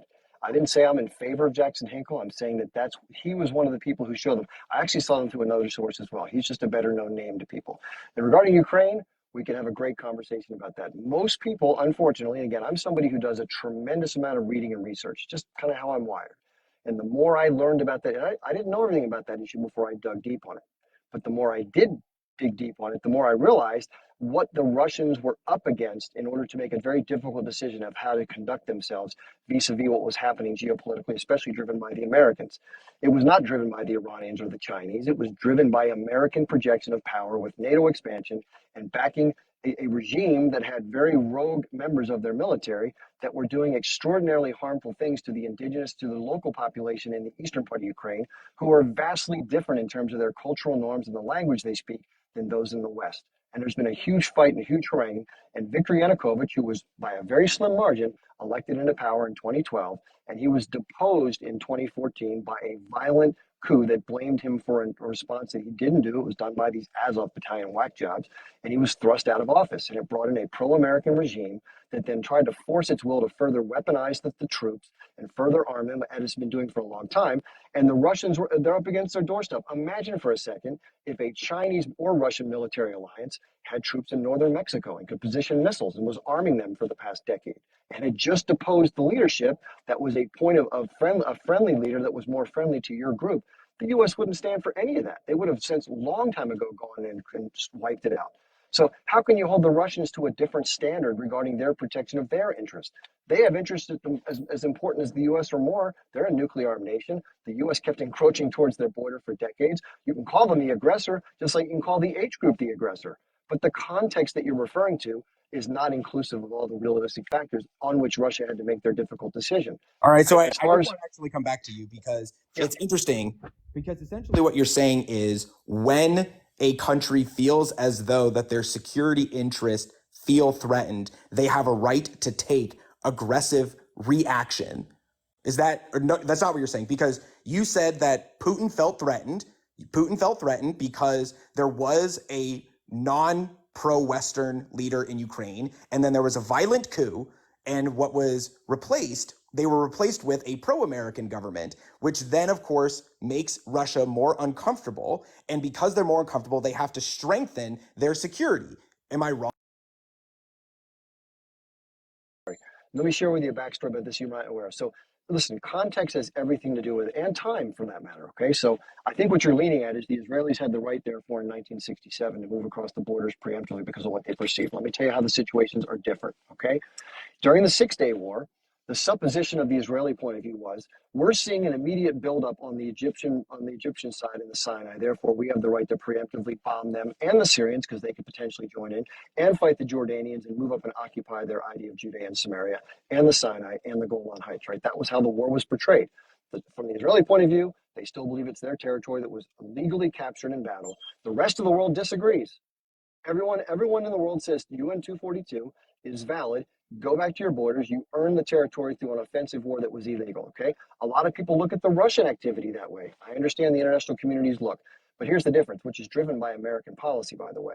However, the difference is this thing escalated over a very slow and steady period of time. If you go back and follow what the Russian leadership said to warn the American government and say, listen, we're not down for this. You all told us in 1990 you wouldn't have one single former Warsaw Pact nation join NATO. That was the promise that James Baker, the then Secretary of State, made to the Russian team when they took West Germany and East Germany, they reunified and joined NATO. That's what happened. Then 15 nations later, and those coming up to within a few hundred kilometers of their border, they said publicly, no Georgia, no Ukraine. Those are red lines with respect to our national security. That's been building up for a long, long time. It wasn't some immediate perception of a pending attack and they just jumped in all of a sudden like the Israelis did. Much different circumstances. So to compare the two, it's definitely apples and oranges. You can make an argument that Russia was the aggressor, but they were in a no-win situation that the Americans put them in over a long period of time, and they completely ignored it. They foiled all the efforts for Minsk 1 and 2 and the peace agreements. The troops in the eastern part of Ukraine that were run by the Americans and the Ukraine government through Poroshenko and others slaughtered 15,000 Ukrainians that were Russian-speaking culture to them. The Russians were begged to come in for the last 8 years, from 2014 to 2022. They didn't. They didn't want to get involved. They thought just a hornet's nest, and they knew it would develop into a huge proxy war. They didn't want, but the Americans want to weaken Putin and get rid of him. That's what they want, because they want their business interests and their military interests in the region to be secured. Totally different circumstances. I'm going to One, I think you're like completely ignoring Europe in all of this, and the fact that Europe and NATO are constantly concerned about Russia expansionism. You didn't mention anything about Crimea. You didn't mention anything about the fact that Putin has gone out and also committed his own sense of violent coups and his own pressure and put his thumb on the scale when it comes to quote unquote democratic elections in former Soviet states. You didn't mention at all about Chechnya. Again, like, I think it's just you're coming at this from one, which is fine. Like, if you want to take that perspective, that's fine, but it's very,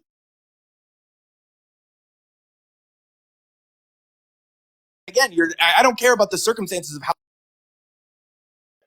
Again, you're assigning things to me that I haven't done. Okay? You're assuming that I'm not going to talk about and condemn what happened in Chechnya. You're assuming that I'm not going to talk about the power dynamics inside of Russia because I haven't discussed them yet. Please don't do that. You keep doing that. You keep ascribing things that you say, because you haven't encountered this yet, you must be ignoring it. I'm not ignoring it. We just haven't covered the ground yet. Be fair. You can ask me a question. Are you against this? Give me a chance to answer, man. Don't keep making assumptions for me. I'm not doing them about you. Please don't do that.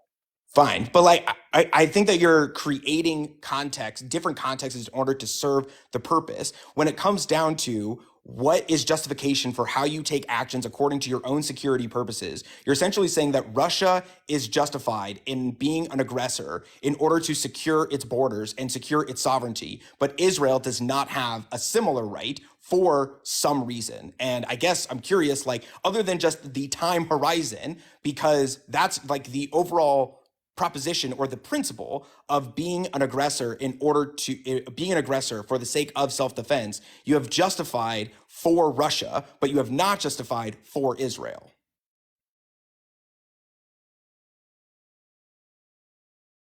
You're still muted. I'm always open to new information too. So you may make some arguments that may win me over. I'm happy to have that happen. Like I said, I'm not married to my opinion on stuff. And I understand there's different viewpoints. You can always look at the same. I always like to point out the difference between two things. One is what happened. Like this A, B, and C actually happened. Like this vehicle moved, this person shot whom. That's what I call biophysical reality. And then you have the interpretation or the narrative around what happened as far as which side wants to justify stuff. I understand the Israeli narrative. Here's the difference, okay? There weren't a group of people inside of Israel being shot at, like was done in what happened with the Russians. If a bunch of Israelis lived in a neutral zone from another country, were being slaughtered by another people, it makes sense that the Israelis might eventually go in. There wasn't warnings being made by Israel that they were going to do something about it if they didn't do anything else. There wasn't this long, slow buildup to the choice to go in like there was here in terms of 1967. It was a very quick perception that the military exercises being conducted by the Egyptians were considered to be an imminent attack, which they weren't, by the way. They had no plan to attack. The Israelis assumed that was happening and they decided to go in accordingly. Now, you can say that's their right to do it based on the same principles. I don't take that argument as valid. That's my point to you. You may think otherwise. I'm not going to ascribe to you what you think or how you want to think. I'm just telling you what I think, and you can disagree. Right. So my argument though, then in response would be is that like simply because if so what you're saying, I guess, or actually I'll ask you a question, which is that are you stating that as long as Israel would warn Hamas that if you do something, we will take aggressive action, like in order to protect our citizens? Is that justified then? Well, remember that in this case, okay, so Israel is the party that is going to make a warlike move, right? That's what you're saying. And what are the justifications for the warlike move? Russia was not occupying eastern Ukraine. So there was no point to try to liberate them. Israel is occupying the territory in the West Bank and has also had settlements being built in there way before the 67 war. And they've been controlling the territory since 1948 or trying to. So therefore, It's but actually a threat. Israel's been projecting its force on the Palestinians. Let's face it. Let's be honest. Both before, in terms of the Jewish groups like the Irgun and others that attacked and basically unalived many Palestinians in many different massacres. I could lay them out for you one by one if you want to. And then in 1948, valid point. Yes, Israel was attacked by multiple Arab nations, but in the process of rebuffing those attacks, they committed multiple atrocities and forcefully displaced hundreds of thousands of people from the land they had been living on for probably multiple generations, if not more. That's what happened. Right. And also what happened was that in between the years of 1917 and 1945, there were also multiple situations in which Arabs committed acts of violence against Jews. I agree. I agree. Okay, great. So then we're in agreement that essentially and at the time there were fewer Jews. So if you want to discuss power dynamics, it's actually according to your own standard because they were the minority and they were the oppressed group, therefore that they were just in their defense. No, let's use the language correctly, okay? You say the oppressed group. There was not wide-scale oppression of Jews in historic Palestine. That's a silly narrative, okay? Now, let me finish. What changed was this, okay? Go back and look at the population figures in Palestine from 1900 to 1945. Just go back and look, okay? Very, very, very small percentage of Jewish people lived in the territory. That's why most people who are living in Israel right now aren't from the region. They're not historically tied to the region. Yes, there are some Jews that are from the region through their bloodline, but not nearly the number that is claimed as far as the birthright of the country. Do DNA testing, you'll find it out. That's why it's very much frowned upon in Israel to do DNA testing. It's very discouraged. Okay. Now, getting back to the power dynamics. Yes, there was a huge influx of Jewish people because nobody in Europe or the United States wanted to take them in as refugees from Europe over those multiple decades. As you might be aware, what's happening in the US right now or in Europe, you see a massive change in demographics. It causes friction among people. But for a good period of time, there were very little negative interactions as people assimilated into the community up to a point where Jews were welcomed into Palestine for a period of time. It got overwhelming and there was some pushback on both sides. But again, getting back to proportionality, this is always the case. The number of Jews that were harmed by Arab actions, quote unquote, that you referred to, I agree they happened, were nowhere near the number of Palestinians and Arabs that got hurt by Jewish people. And you add in the fact that there was massive displacement of other people. It didn't happen to Jewish people. It just didn't happen. It did happen to Palestinian Arabs and some Christians, and even some Jews that had to go back over to the other side of the border with Israel. That displacement is what lies at the heart of all of this. And as people will say, even in the age group, whether it's the Jews that did it to me or my cousin who did it to me, if somebody steals my house and kicks me off my land, I'm going to resist them and try to rectify the situation, which makes sense. I'm asking, let me ask you this. Would you want to be forcibly displaced from your home, have somebody steal it, and shoot people around you in the process of doing it? Yes or no? I mean, if you're asking, should Jews be upset about somebody stealing their home? well, then, yes, I would say, which then would justify them taking it back after essentially 2,000 years of colonization. You're muted, Chip. Let's go back to 4,000 years ago. Why are we going back to 3,000 years ago? Why don't we go back to 5,500 years ago? Anybody can make a story. I have a demarcation line. I have a demarcation line.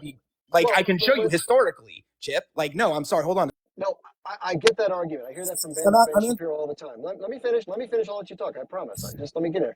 I tried to answer you and you jump back in on me. Okay, so let me just finish. I'll give you time to talk. I promise. So you can pick any arbitrary date and time and say that's where I want to start history for the sake of the land ownership, right?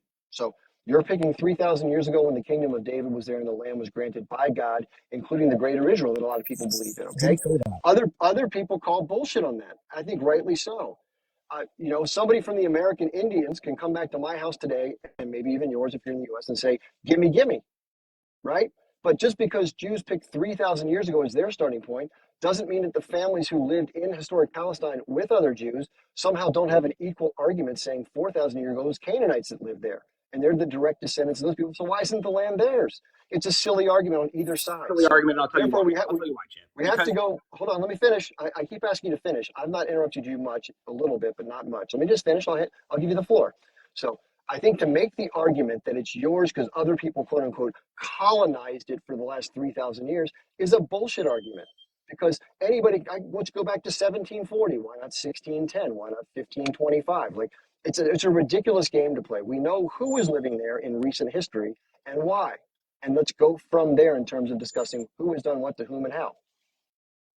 Okay, so first and foremost, I did not choose 3,000. I chose 2,000, and that is because we have specific archaeological historic evidence to show that there was the Roman Judean wars as most recently as around the 4th century, okay, in which when we talk about Jews and their connection to the land, okay, that is not about the Torah. It's not about God promising anything, right? So when we talk about, when you're saying, you use the very argument that if you are kicked out, then you have a right to come back. And like, that's all you're saying. And also, let's be very clear, aside from the whole like DNA testing argument, there's anthropological evidence, there's archaeological evidence about both Ashkenazi Jews and Sephardic Jews and Mizrahi Jews, and including the 850,000.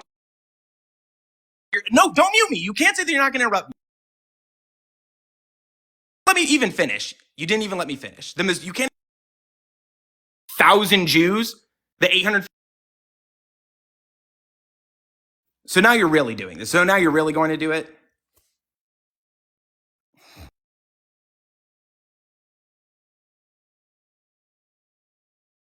You're still muted. And I don't want to go into that part of the territory because it never ends. And anybody could say that my deity gave me this, someone else dispossessed me of it, and therefore I have the right to it. At no point did I reference God.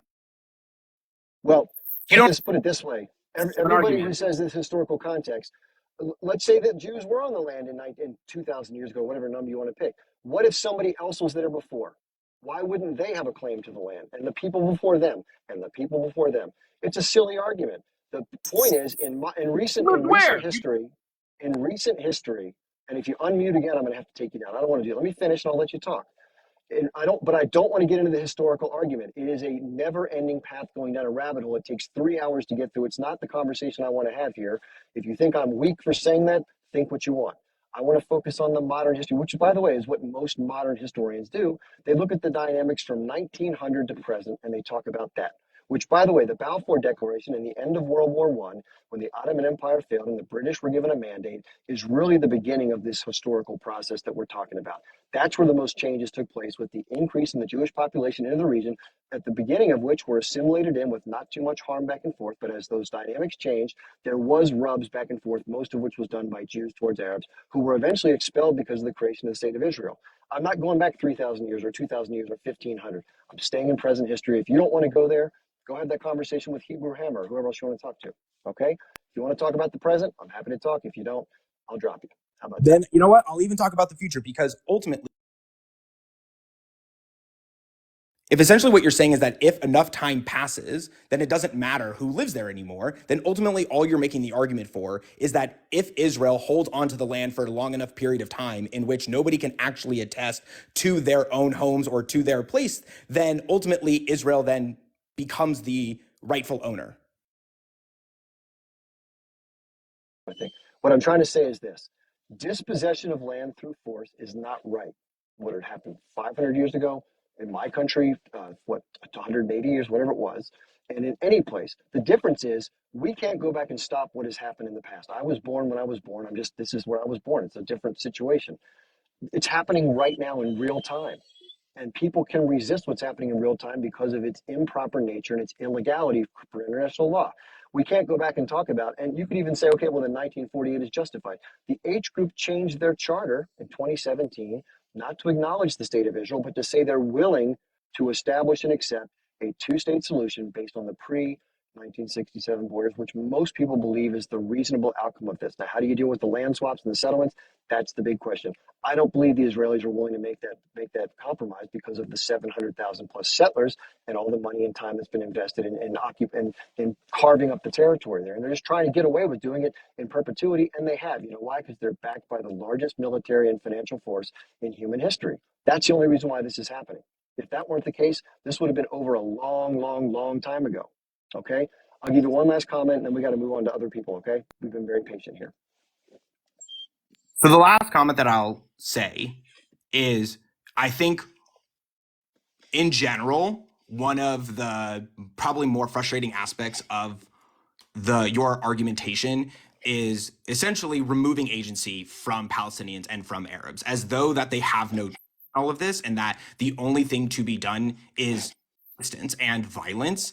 And that's simply not the case. At any point in time over the last 700 years plus, whatever modern history you want to go through, at any point in time, there is a moment in which one could say this is the moment for Israel has proven that it did it with Egypt, it did it with Jordan, it's currently trying to do it with Saudi Arabia, and fundamentally, the Palestinians have.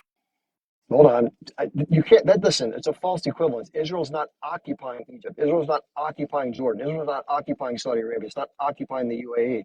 You can't talk about peace deals where someone's not being occupied. Totally different story. Please don't make those false equivalents. It's a false equivalence. Then I won't even bring those up because it doesn't even matter.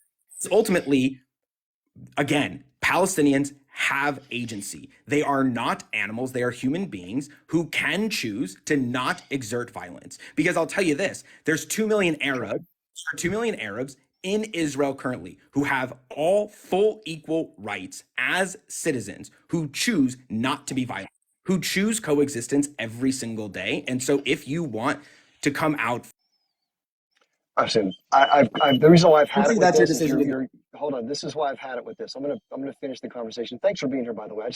We got to move on. Okay, just to answer that point. Okay, the people living in Israel who happen to be Arab, good for them. I'm glad they have a better existence. They're not living under occupation. I don't think you understand just how difficult it is to be living under the thumb of another set of people. The Americans resisted. Your Jews in the Warsaw Ghetto resisted. It is a natural human tendency to want to resist when you're being subjugated and oppressed by somebody else. It's happening in real time. This didn't happen 100 years ago or 1,000,000 years ago. This is happening right now. That's the big difference here that you're not willing to talk about. And again, I just like to flip the script. How would you like to be pushed off your land in 1948? How would you want to be made a refugee? That then further to that, you're being dispossessed even further. You're stuck in this down in Gaza, where the settlements were removed in 2005. Yes, they resisted because there was still solidarity between the groups, even though there was political fragmentation. And therefore, they fought back, as I would too, as you would probably do too. And therefore, Israel makes the claim, well, these people don't want peace ever. They won't. We gave them Gaza. They'll never be peaceful. What can we do? Oh, well, we're the victim. They want to kill the Jews. Bullshit. Bullshit. It's not about Jewish. It's not about hatred towards Jews. There may be some people in the Palestinian community, and especially in the hard right groups, that, like the people that want to practice Sharia and they have their strong religious beliefs. I can't say for sure. We've heard some language from people from the H group that I find despicable. I'm with you there. I'm not against anybody being lumped into a bucket and hated either way. But there are people on the Israeli side that do that.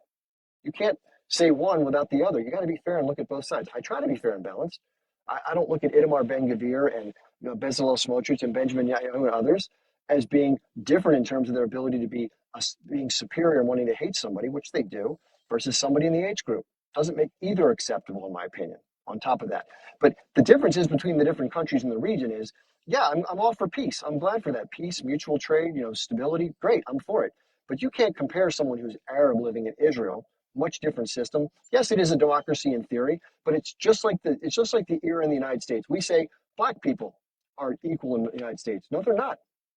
They have, in terms of the law, and there are some black people who have risen through the ranks in American society. They become judges and lawyers and teachers and go down the line. But the vast, overwhelming majority are subjected to subtle or overt or not so overt racism and rules on the books that don't provide full equality between Arabs and Jews. Let's face it. Ask 1,000 Arabs, are you happy with the dynamics within Israel? Are they better than living in Gaza? Of course. Are they better living in an occupied territory in the West Bank? Of course. That's not even close. And so, for the fact that Israel has a society that permits that and they're not completely putting people in jail, good for them. I'm glad for that. But ask people if they feel welcome in Israel fully. No, they don't. They talk about it all the time. It just doesn't serve the narrative of Israel being this great beacon of equality. Yes, you can be gay in Israel and not get dealt with in a harsh way like you would inside of the H group in Gaza. I grant you that. But that's a cultural and religious difference that there's a difference between two groups. But in terms of the power dynamics, right? And you can't justify putting your boot on somebody's neck and unaliving them and breaking down their house and not giving permits and different license plates and roads that are Jewish only and streets you can't walk down and throwing shit water on people and throwing barrels down the hill and sewage down the hill. And I could go on for 6 hours.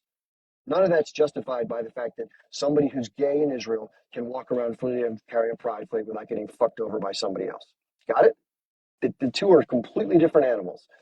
And I would say that anybody under occupation or under siege, or let's just say under a bad power dynamic where someone else controls every aspect and tries to make you miserable so you'll leave, it appears to be, and is dropping bombs at record rates that we haven't seen in the last multiple decades, where tens of thousands of people are dying, that you try to say are human shields, which aren't, because everyone's seeing it with their own two eyes. You're not buying the bullshit anymore. You can't keep calling these games it's absurd to try to justify this. Let's just call it what it is. This is mass unaliving of people because Israel can, because they have the power dynamic. That's it. Now, there is a fight going on in terms of the occupation of troops in the northern section of Gaza and the incursions from the H group. Fair enough. You want to go after the people that perpetrated the crime? I understand that mindset. What I don't understand is using that as a pretext to mass red rum generations of people where multiple families are just wiped off the face of the map. That's not okay. And everyone else sees it for what it is. That's why Israel's standing in the world. That's why you've had people like South Africa bringing them to the International Court of Justice. It's not they have nothing better to do with some grudge against Jewish people, which is always the bullshit excuse. Oh, they're just anti-Semitic. The UN always goes against Israel. Bullshit. They go against the behavior of the Zionist-led Israeli regime that does harm to others in ways that are unacceptable given the scope and scale of the world environment in the modern era. That's it. You have collective punishment, which somebody just mentioned, which I think is important to point out, where you don't allow water, food, fuel, electricity. Israel says, well, why should we? We're at war with. Here's why. Because you've cut off the ability for them to supply them themselves by bombing it into submission. They're the only way they can get things they can't get naturally from rainfall or having some wells that may not be poisoned by all the stuff that Israel's been doing over the years. You've bombed their airports. You've bombed every part of their infrastructure. They can't do water treatment. They can't do desalination. You've destroyed their ability to be self-sufficient. And then, therefore, you can say to yourself, well, why do we have an obligation? Because they're civilians. And under international law, the party that's occupying another has an obligation to the civilian population. You can't lump everybody together and say, well, they voted for them, so they're half the people alive there today weren't alive in 2006. They're kids under the age of 18. Have some humanity, for Christ's sakes. And the amount of aid that's trickling in and the little bit of things that come through is not nearly enough to be able to take care of all the people that have been displaced. I mean, imagine right now if half the people in Israel, because of some outside force, maybe Israel, Jewish people, push back against an oppressor, and they come in and they destroy half the housing stock in the entire country in 3 weeks to a month or 3 months. What would you do to that? Would you say that's fair? Because they unalive, let's say the Jewish people unalive from Israel, they unalive, let's say 200, 500, whatever the number is, 2,000. And so the people come back into Israel, they knock down all the housing stock, they make people homeless, they make people sick, no medical supplies, they don't let water, food, fuel, electricity in, and you further subject them to multiple bombings where you told them they'd be safe. and you bomb the hospitals, and you make their healthcare inaccessible, and you unalive tens of thousands of people in response. You wouldn't think that's fair. You'd cry out bloody murder. Oh my God, anti-Semitism. This is more subjugation of Jews. That's what we would hear, right? But no, because it benefits one side, you're trying to make excuses for it and justify it because of what the H group did on that day. I'm not for what the H group did. I want to make that very clear. I'm not for any group unaliving civilians under any circumstance. But we do know, to be fair, and I'll shut up and bring the other guests on shortly, we do know there was a lot of mayhem on that day in terms of the response. There's also questions of how it actually happened.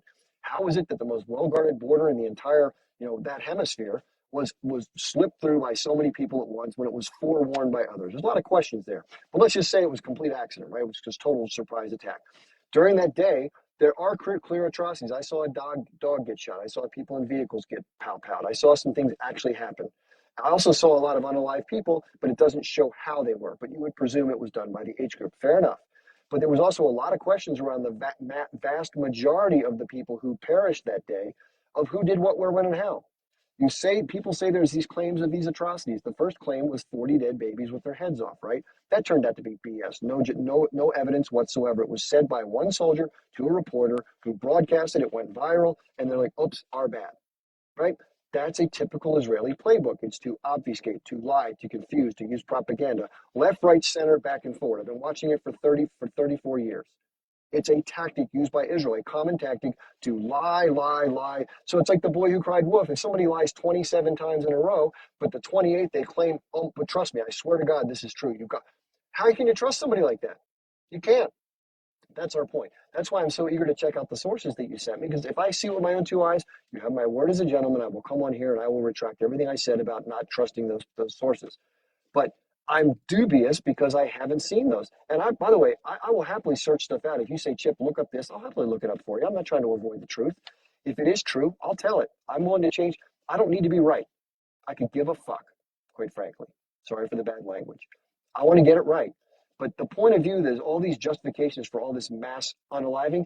Other people see it too. That's why they're taking them to court, because they're violating international law and they're completely disregarding the value of all the lives of Palestinians by mass bombing them into submission while claiming they're going after the bad guys. That's it. That's the bottom line. The Israeli narrative is no longer holding water, and people see it on social media. They're outraged, and rightly so. I'm sorry that Israel's choosing to do this because I wish they weren't. They could have been much more restrained. They could have been much more surgical, as was indicated by the attack in Beirut. They literally hit the second story of an office building, only took out that second story with a precision attack from a drone with a Hellfire missile, and it unalived 5 people, one of whom was a leader, an emerging leader of the H group, right? Precision. We've since found out that half of the bombs dropped on Gaza have been unguided. Therefore, they're going to land on some shit you don't even know where they're going, the general area. But if you have a civilian set of civilian structures within an 8 or 10 block region, you just drop something, what do you expect is going to happen? Come on. Who are you bullshitting here? I don't want to make Israel look bad. I don't give a, but if you do bad things, you're going to get bad report cards, right? So be it. And it's not about hating Jews. It's about trying to stop the bad behavior of oppressing somebody and bombing them into submission, stealing their homes, unaliving the people. It's just more of the same bullshit. Stop doing the bad behavior. People will stop saying bad things. Trust me, that's human nature, right? And the resistance will never end as long as there's any human being alive that ties themselves to that territory. Because when you unalive 5 people, 15 pop up and want to fight back. And you're fighting a concept of resistance, a mindset, not human beings. And so long as Israel subjects Palestinians to subjugation, exploitation, unaliving, disregarding their humanity, mistreating them, giving them no dignity, no autonomy, no future, what would you do? Would you sit back and take it? You've tried peacefully, right of return protest. They shoot people in the neck, head, face, groin, unaliving people for no reason. They try to resist in other ways. They try to go to the UN and get deals done. They try to work out peace agreements. None of the agreements offered by Israel are worth a goddamn because they never include autonomy. It's always the Israelis controlling everything. They say, we give this, the Arabs won't take peace. We offer them these great. No, you didn't. And people from within Israel have said as much. Israeli scholars and Israeli politicians that retire said, I wouldn't take those deals. Those deals were bullshit deals. So all these broad claims about the Arabs don't want peace, horseshit. There may be a few yahoos that only want to go out and try to unalive people. There's people in the U.S. Army like that did terrible things in Iraq. But the majority rank and file humans, even in the H group, if you gave them a good enough deal that provided autonomy, they don't want to fight Jews. They want autonomy. It doesn't matter if the Ethiopians were doing it to them. They don't want to fight Ethiopians. They want to have their own place. Get the fuck out, let them live. That's the point. I know that for a fact because that's human nature. And if it were, look at what Jews did in terms of trying to get out from persecution. It's normal to want to flee or get away from people fucking with you, right? That's it. That's the bottom line. And if Israel could come to it, by the way, the one person in Israel who was getting close to agreeing to a deal got assassinated because the hardliners don't want peace in Israel. Netanyahu said as much. He's proud that he's prevented in his career a two-state solution. And he said that by funding the H group, that was the number one thing they could do to sow division that would prevent them from ever having a chance at a two-state solution. This is on the record. This isn't me supposing. I'm not putting words into his mouth. These are his words coming out of his mouth. Okay? Now, you may disagree with every word I just said, but I think that's a fair and accurate portrayal. I'm not trying to pick sides. I'm really not. And if the script was flipped, if the script had been flipped, and it was the opposite with Arabs against Jews, I would say the same exact thing, but I'd be critical of the Arab government and what they're doing. That's it, man. I don't give a fuck about Jews, Arabs, doesn't matter to me. I'm ambivalent to those things. Give me a polygraph. I'll happily take it. I got no ill will towards anybody. Okay? Now, I've been talking a lot. I apologize for that. Ohad has waited from the beginning. I know Ohad, we differ greatly. Ohad, listen, people have alleged, I have no way to verify this, that you work with the Israeli intelligence services. Okay, I don't know if that's true. You said in the last time you were here, you don't. I'm going to give you very limited time. We're going to have a 5-minute back and forth. You'll get a minute. I'll get a minute. You'll get a minute. I'm going to time it. Okay, that's how it's got to be. I don't know what your background is, but last time, you never answered anything that I asked you. Not one thing. You went to other stuff. You deflected. Please don't do that. I'm just going to ask you honest questions. I'm not trying to out you or make you look bad, but we have to have a fair and honest exchange. Okay. If I make a point, you can't just drift off to some other point. That's just not how we're going to do it, okay? So I'm going to shut up at some other point. Okay, can I start the point? Awesome. So a question to you, and please answer yes or no, and it's not a threat, of course, just hypothetical. If I pointed a gun to you, would you say you are a fairy? I didn't hear what I say, what? I said, and it's only hypothetical, of course, I'm not threatening anybody. If I took a gun and pointed it to your face, would you say you are a fairy? I don't know what a fairy means. Fairy, like tooth fairy. Oh, you're saying would I consider it like no big deal? Would I just ignore it? So I think that's what you're trying to say. Would I chalk it up to not being important? It depends on the circumstances in which you're pointing the gun at me. Yes, I'm telling you to say whatever I want. I will tell you to say that you have wings. I will tell you to say that you are a blue cow. Would you say it if it was on gunpoint? Well, my point is, if I had been beating the living shit out of you for the last 10 years and you pointed a gun at me once you got one, I would understand why the hell you're pointing the gun at me at that point. This is not my question. My question, and please answer my only question. I don't understand the difference. What are you trying to ask? If right now I pointed a gun at you and told you to say for your life that you are a blue cow, would you say that you are a blue cow? I don't know what I would say in that circumstance. You truly don't know what you will say in this circumstance. I will tell you frankly, okay? If you say that, I will let you live. Would you say it? I don't understand the context. Okay, so I went to your Twitter, okay? And it was the most vile set of posts that I've ever seen in my entire life. And one of those posts was about an Israeli hostage. And you said that she shifted what she's saying 180 degrees. Mm-hmm. And I was appalled because you and I know that when the age group took the video of her quote unquote thanking them, okay, after they shot her and made a surgery by a vet, okay, and you saw this video where she is speaking broken English because she barely knows English, and now you might want to ask yourself, why is she talking in English? She knows Hebrew. But okay. And you said Okay, that. let me answer that. That was more than a minute. Let me answer that point. Okay, just please let me get one point in here there. Okay, okay. So to answer that point, the reason why I presented the information the way I did was is that's the information that I found. Okay, she was the story that was presented was there was a camera person who asked her in English, how was your experience in custody of the age group or something to that effect. I only saw the answer. I didn't see the question, but my understanding is that she was asked the question in English and therefore she answered in English. That's not unusual for someone to try their best if discussing with somebody who's English speaking to attempt it. I don't think she misunderstood the question because she used very specific language. He said, good, and I don't want to mimic her by saying, I'm not trying to be disrespectful, but this is how she spoke. She said, good, food good, very kind. That's what she said at that time. Now, when she was interviewed on Israeli television about, I don't know, a month later, maybe a month and a half, I don't have the exact interval, she said something entirely different, not just 180, but she said she went through her own personal Holocaust. She was taken into people's houses where there were kids, and therefore it was like a human shield situation she was intimating. And it was completely different than what she had said initially. So that's why I said it was 180, because that's what it was. Okay, would you agree that she was in the, how do you say it, the possession of the age group while they were female? I'm sorry, are you saying that was she in the custody of the age group when they asked her the question in English? Yeah, She was not. The whole she point, the whole was. She point of was. saying, It was no, no, taken no, no, no, in no, as. no, no, no, no, no, no. No, the whole point of this, Ohad, just to let you know, that was the whole point of the thing. When she wasn't in danger, she was under no pressure to say a thing one way or the other. The age group had handed her off to the Red Cross. This They is. were no longer near her. I just got to tell you this.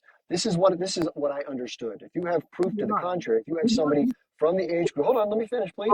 I'll let you talk. I keep letting you talk. I just got to be able to answer. You asked me a question. She was not in the presence of the age group as I understand it. However, I did see other instances. Just please stop unmuting. If you unmute again, I got to drop you. I don't want to drop you. I really don't. So my understanding is this, not only in that instance, although in that instance, she was definitely not in the presence of the age group, but let's just take other people that were. There are Right, this many is the videos point. which hold on, I So, got to be able to finish.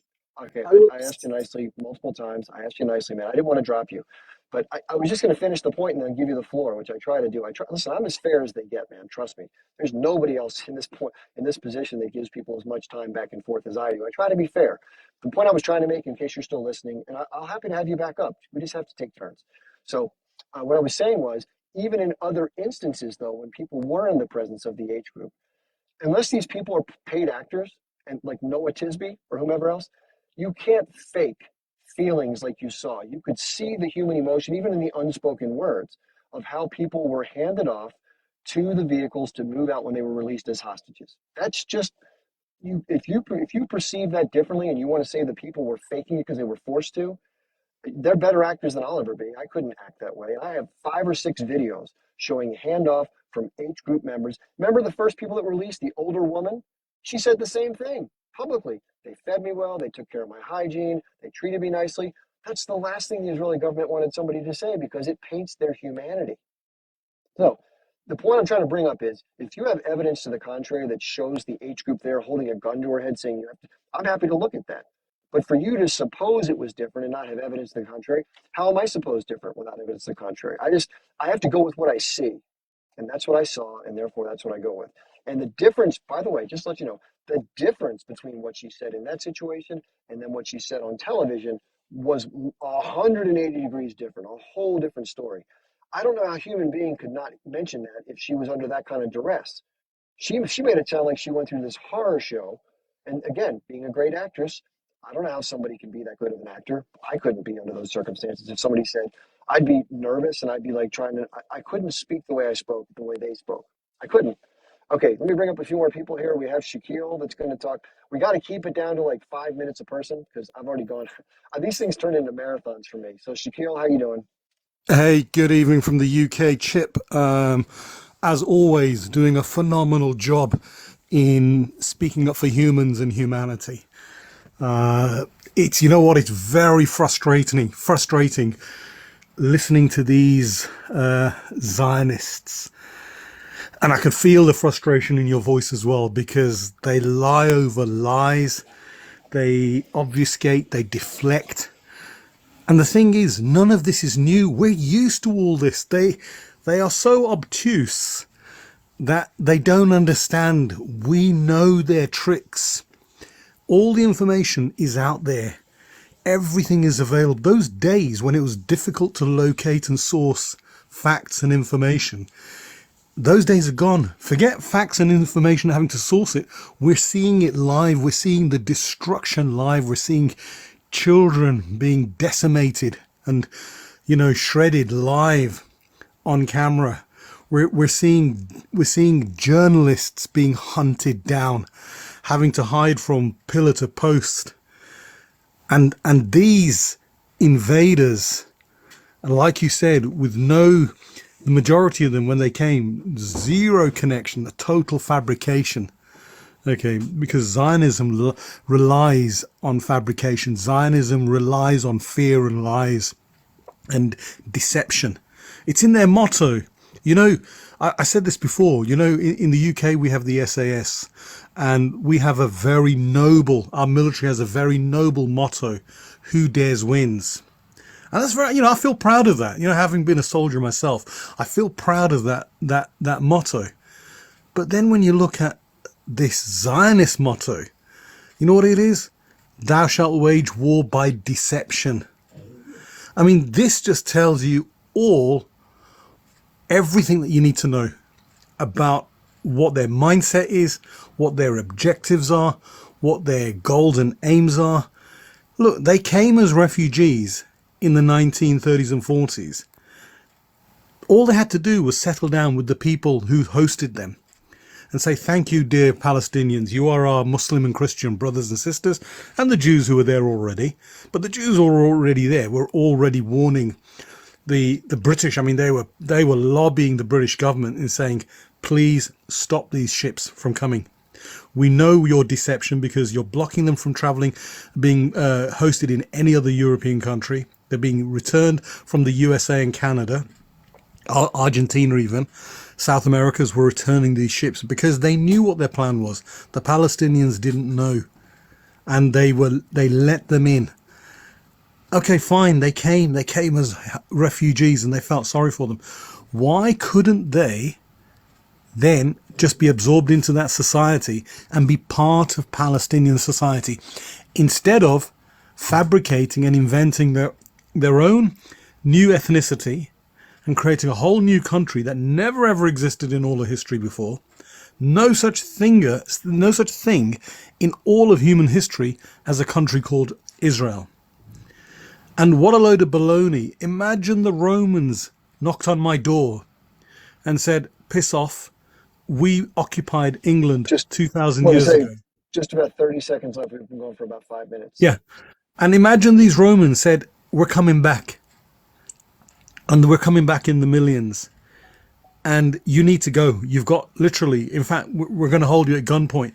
Grab whatever you can in your hands and leave now. Okay, this is the equivalence of, I mean, it's ridiculous. Nobody would do it. Nobody else in the world, and even the dog there, is in agreement, thinking, what's all this nonsense I've been listening to for the last hour from these deranged, rabid Zionists? The dog is puzzled, and I feel sorry for him. Okay, the mind boggles to the nerve and the cheek of these people. That there is no limit, and I'm going to wrap up. To get a perfect picture, just look at the videos of those rabbis coming out of those tunnels in New York. Okay, they go through those tunnels out into the street as if nothing happened, and he just walks off in front of a police car as if nobody's watching, yet there's somebody with a camera. I mean, this is how deranged and lunatic they are.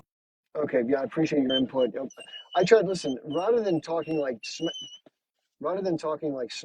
about the people, let's talk about what they do rather than down on them. I mean, I understand people see, this is, I think you got to remember about Zionism, okay? Many people conflate Zionism with the establishment of a Jewish homeland. And I can understand that. I am all for a safe place for Jewish people who have been persecuted to stay and be free from harm. And hopefully everybody else is. And I extend that same thought to all people who have been harmed or under the threat of harm, because nobody should be treated that way because of their background or their ethnicity or their color, or any of those things. Fair enough. However, what people who support Zionism and conflate with Israel and the safety for Jews don't understand is what is the negative impact that accompanied that with the establishment of Israel, like who got harmed, and what continues to happen in order to justify its existence as an entity and the harm it continues to do. That's the point of differentiation that people need to be fair about. I like to talk about Zionism and what Zionists do, and the people who support that without restriction. There are plenty of people in Israel who support the safety and security of Jewish people in the homeland, who see the occupation and see the blockade of Gaza as negatives to Israel's security. And look how many people have left Israel since this all started, because they're afraid of the impact, as they should be. This doesn't make Israel more safe, it makes it less safe. The least safe place to be on the earth right now, which is supposed to be a safe homeland for Jewish people, is Israel. How silly is that? So stop the onslaught of Gaza. Do what you need to do with the H group, or if you want to change out the leadership, do what you feel you need to do. However, you can't continue to subjugate a people indefinitely and expect them to sit back and take it. They've tried. The world has ignored their plight. And here we are, and this is what's going to keep happening unless you unalive all of them. That's a bad option because no one's going to let you do that, right? So just go for peace. Okay. So, Chip, Alejandro. Yeah. Hold on. Jay, got to take turns here, my man. The guy You gotta take before turns. Ohad, you just wasted like 8 minutes of your saliva. These people are Neanderthals, okay? You're not gonna make them understand that they're the attackers. They want the world to always have pity on them. You should have asked them this. How long are you gonna be taking titty from mommy United States? Why can't you fend for yourself? Like there was a Japanese teacher in Mexico, and he asked a question to the Mexicans. He goes, "You guys got so many resources in my country. In 1941, 42, being a little island, they attacked the biggest country in the world power. A little country attacked the whole world. Why can't Israel fend for themselves?" You should have asked them that question. Why do you always need mommy, tiri, tiri, tiri? Why can't they fend for themselves? Hold on. So I don't want to call people names like that. I don't want to use terms like you're saying. You can say, why do they need support from the U.S.? Why do they, here's the thing I need to understand context-wise, Alejandro. There are people who have interests in Israel over and above the state of the United States that are in the United States power structures that allow the aid to continue indefinitely because of their positions of power in industry, in government, and elsewhere. Let's put it this way. If any other group of people, regardless of who the hell they are, had such undue influence, we would point it out as being odd, right? But because it happens to be Jewish people, it's off limits for some reason. I don't think it should be off limits. I think it should be pointed out for what it is, not objectified. And if people can rebut the existence of it, try to rebut it. But unfortunately, there's a way you can say it nicely, or you can say it, horribly. Let's stay with the nicest version of it to be clear, not be objects of scorn for the way we say it in a way that's unnecessary, inflammatory. Put it that way. Hold on. So the guy that asked you, if I was to point a gun at you, and I was to ask you, are you a spy or what are you doing? Well, what if you give me a chance and I go get another gun and we just look at each other? We don't even have to count to 3, like the old Western movies. A draw. Why don't you give me another gun and then I can answer you? Of course, you're not gonna be able to answer if you got a gun pointing at you. Why is he taking the advantage? Why don't you give me a gun too, and then I can answer you? You should have told them that. Well, give me a gun, and then since you want the gun to speak for you, but let my gun speak for me too. You should have told them that. Why are you the only one holding the gun?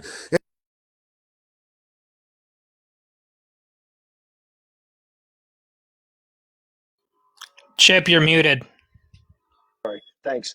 If the context was that somebody's got their boot on my neck or they've been beating me up for a while, then it would make sense. If I've been beating them up and they have a gun, now I know why. Like they've come back to kind of, strike some revenge. That makes sense to me.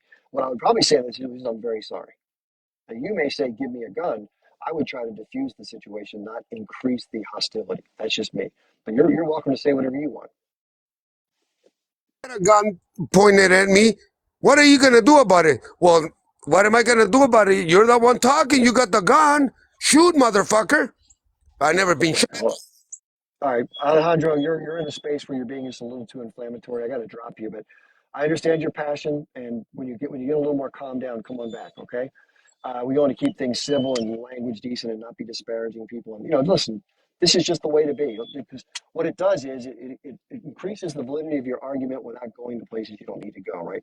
You don't want to give people, just like with Fiona Ryan. This is what I said. I'm not politically correct. I'm just not an idiot to give people ammunition to basically stick on me because my argument's good, but my style is shitty. Okay? And I'm not saying you're shitty, Alejandro. I'm just saying it's unnecessary. Sorry, the dog's freaking out here. Okay, next guest is coming on. I got to finish up in about 15 minutes, everybody, so got to be quick. It's getting dark. Yeah, I'll try to make it quick. First of all, hi guys. I came with a whole other idea and then I started reading the comments and hearing you and everything changed in my mind. The one thing that bothers me is the Jewish community who are constantly speaking at this very moment in this time that everything that's going on, all the bad and negative review that we get here in Israel, as we should because we're behaving like big bullies, and that's an understatement, they calling it anti-Semitism. And for me as a Jewish woman, it bothers me. It bothers the hell out of me because it's the same thing as crying wolf, wolf, wolf. You can't make us feel like the victims when we're not. At this very moment, we're not the victims. And to say that we're constantly the victims, always using the V card, for the life of me, I can't understand how come my own government, the people that I Hold, so hold on one sec. chose. Hold on one sec. I apologize. Hey, you in the comments, you say you're reporting me for abusing my dog. You don't know what the fuck I'm even doing. Don't comment on that. You have no idea what. All I did was hold the dog's mouth shut for a second so she wouldn't keep whimpering. I'm not hurting her at all. She's not in pain. You would have heard her whimper if she was in pain. Take that bullshit and take it somewhere else, okay? I don't put up with that kind of crap. Don't accuse me of doing something you haven't seen me do because I don't abuse any animals. That's absurd. I love animals more than you love your own life. Trust me, if I saw you hurting an animal, you'd have a real problem on your hands. Don't accuse me of that shit. I take that really seriously. Sorry, please continue.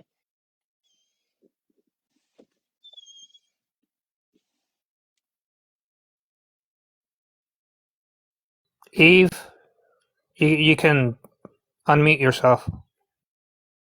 Oh, thank you. I'm sorry. I thought I pushed it and I didn't. So basically, what I was saying is that it literally hurts the Jewish community all across the world when our own government is using it to hurt us. They think they're helping, they're not. By the way, I do not believe that the Israeli government gives an F, a flying F, about her own citizens, not to mention the hostages, because they're showing it constantly every single day with all the bombardment that they're doing. I don't think they have an interest to getting them out because at this point, those people who are still there will not hold back. They will not play for the camera. They will say exactly what happened and what they were afraid of the most, and it was the bombs wailing off over their heads.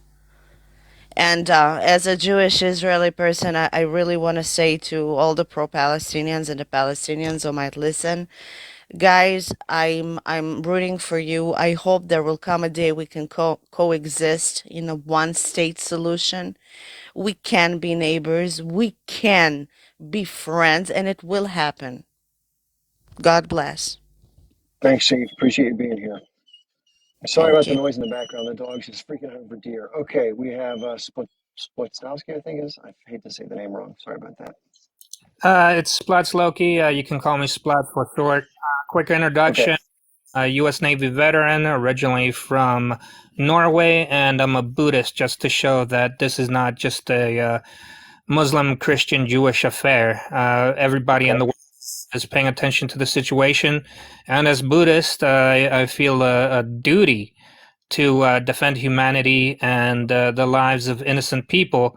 I just want to remind the audience that there are two very illegal things going on. One is collective punishment. You do not, just to cite an example, in the U.S., we have incidents in schools. We do not find out where that person lives, go to his town and level the town over what they did. We We put them in front of a judge, and a jury. We charge them with crimes. We put them away. What we do not do is punish innocent people for their association to that person committing violent acts. So this whole business about age group is complete nonsense. Collective punishment is legal. I also want to remind people that this is disproportionate response. It doesn't matter, what version of October 7th you believe. I believe the version where Hellfire missiles were fired by Apache helicopters. I believe the colonel, if you look up that video, you can find a colonel talking about giving orders for tanks to fire on buildings. So you believe what you want to believe, but regardless of what happened on that day,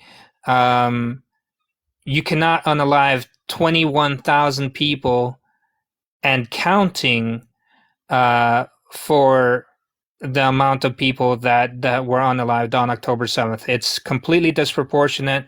It's beyond revenge at this point. It's just absolute slaughter. There is no justification, no moral, ethical, military, strategic, tactical standard that they are abiding by when they're doing these war crimes, and they are war crimes. I also want to put forward that you have options. You can believe the Red Cross, Amnesty International, Human Rights Watch, UNWRA. You can believe the ICJ. You can believe the entire world at this point, or you can believe Netanyahu and the IDF. Those are your two options, and one of them is lying.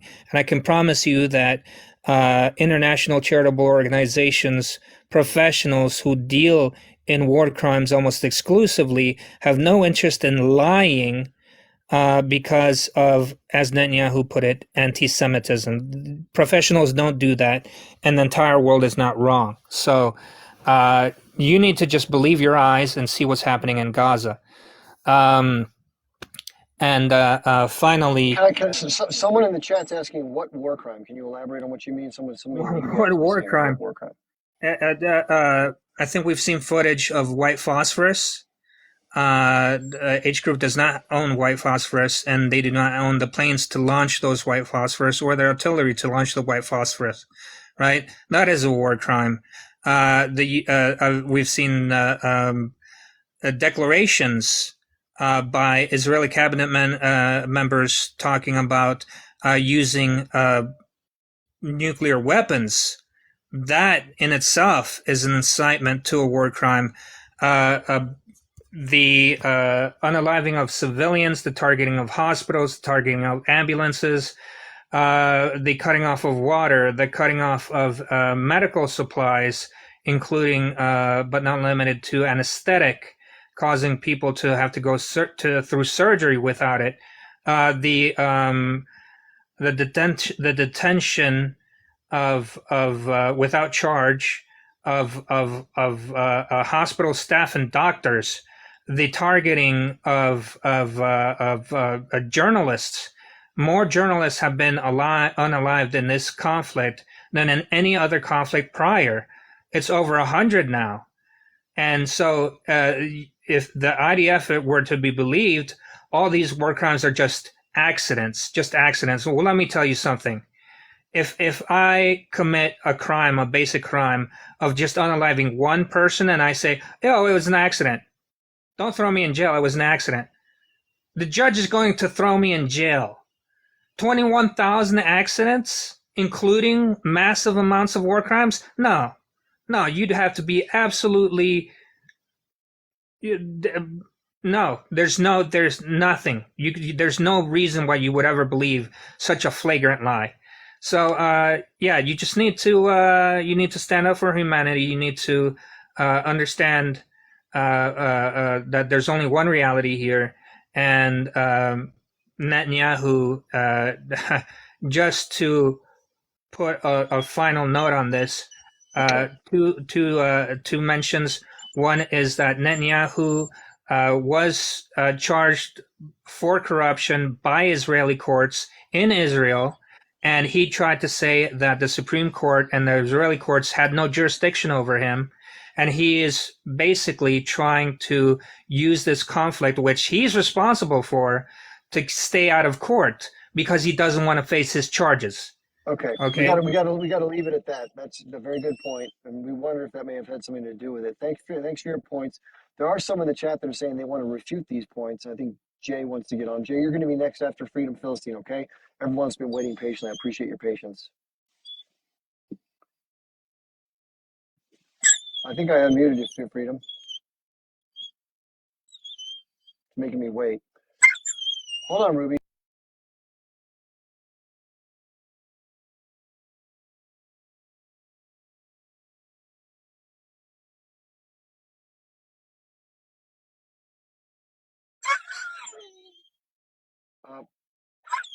It's saying 30 more seconds. I don't know why. So let me let Jay come on, Philistine. We'll get you on after Jay, okay? I don't know why it's doing that. Hey, Jay. Hey, how's it going? I hope you're having a good day. It sounds like Yeah, you said you had a lot of in the things you want car. to say, so please go ahead. Yeah, so my main thing is what is the point that, or the belief system that you stand on, Chip, as far as this situation?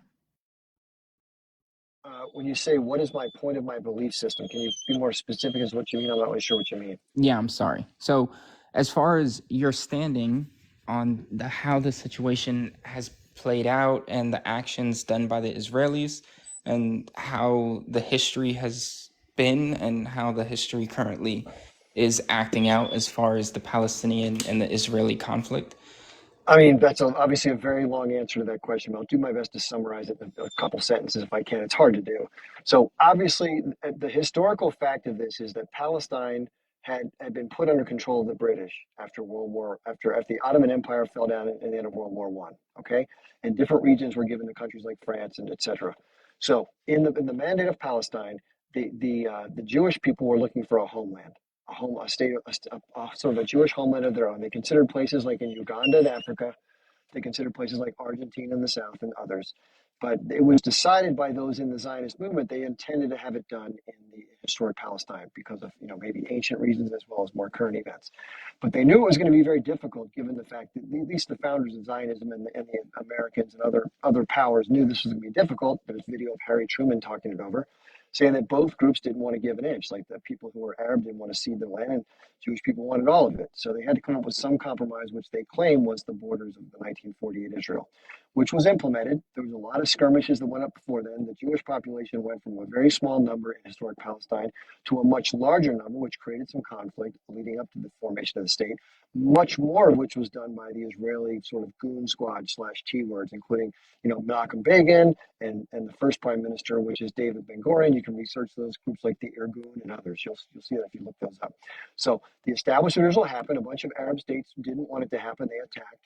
The Israeli military, being very good at that time, was able to push back the attacks, and therefore dispossessed a lot of Palestinians who otherwise wouldn't have been so from the land they were living in inside of Israel proper, in addition to others near the borders.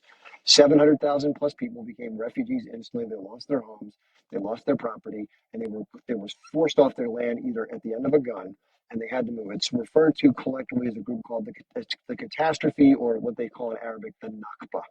Okay, which most Israeli leaders don't acknowledge, and most people are taught in schools in Israel that doesn't exist. It's almost like us saying in the United States there was no genocide of the American Indians, there was no slavery, like just excluding that from the textbooks, which is absurd, of course, because it's part of what happened. Now, that's the historical grudge of all this that lies at the root of the conflict. That's the ultimate conflict. Now, you can say that people have done this throughout the centuries, like one of the callers did earlier, that it's always happened. So what's the big deal here? By that, well, the reason it's a big deal is because it's still happening right now. It's still ongoing in some form. Yes, what happened in 1948 is probably not going to be changed, but it doesn't change the fact that it's accompanied by injustice. And I guarantee you, if the script was flipped and it was Jewish people that got marginalized, they wouldn't like it one bit. And even though they may have fought back periodically, they'd be screaming bloody murder to the hills. They're being dispossessed and marginalized like they have been historically, rightly so. So it's completely ridiculous to try to justify what's happening, because if one were on the other side, they would be screaming to the hilltops, okay? So the Palestinians, their plight has been mostly ignored for a long period of time. Very few people in the West have supported it because Israel, let's face it, they have the backing of the United States, the biggest power in the world post World War II. And they've been able to get away with this stuff with relative impunity over the years, including initiating the 1967 war, which they claim was a preemptive war. But in reality, the Egyptians were doing exercises in the Sinai, which the Israelis claim they interpreted as a pending invasion, and therefore they took a preemptive strike to bomb the Egyptian Air Force, the Syrian Air Force, and they moved across. And then when Jordan responded, they were able to successfully push them back across the Jordan River, and now they occupy all the territory up to the Jordan River, which they call Judea and Samaria, but which the other people would call the occupied West Bank and East Jerusalem and Gaza.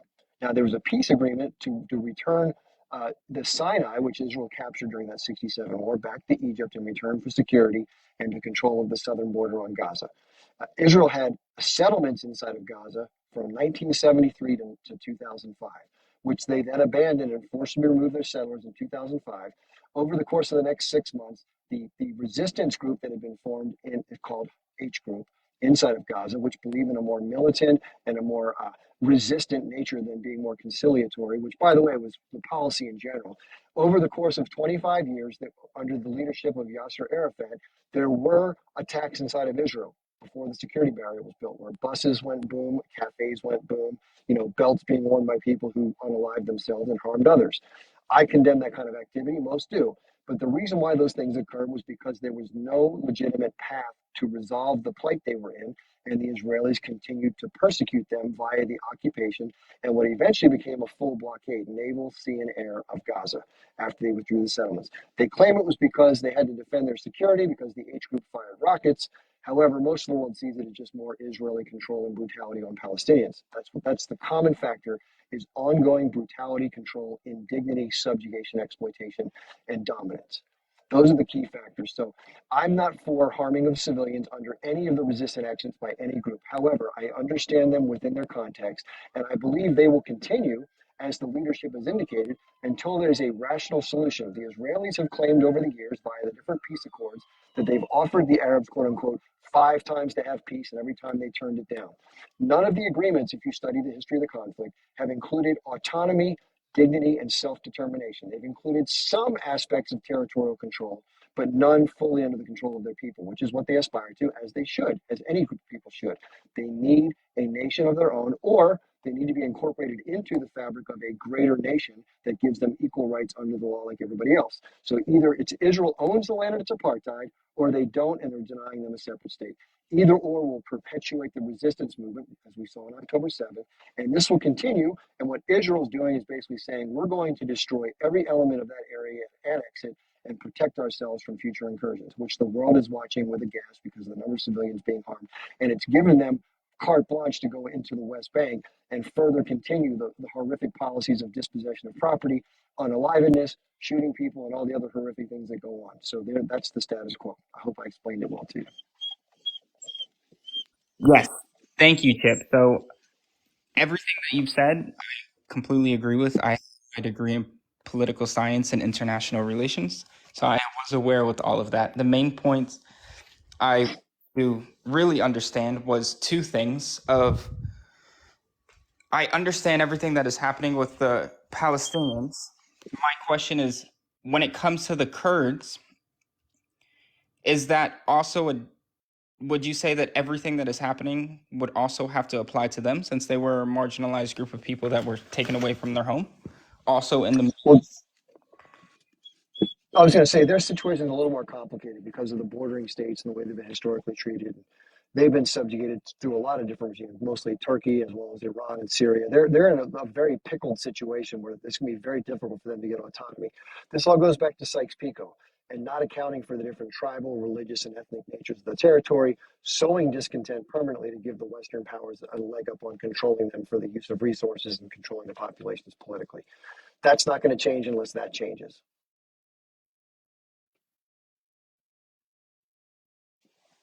Okay. Do you have a response?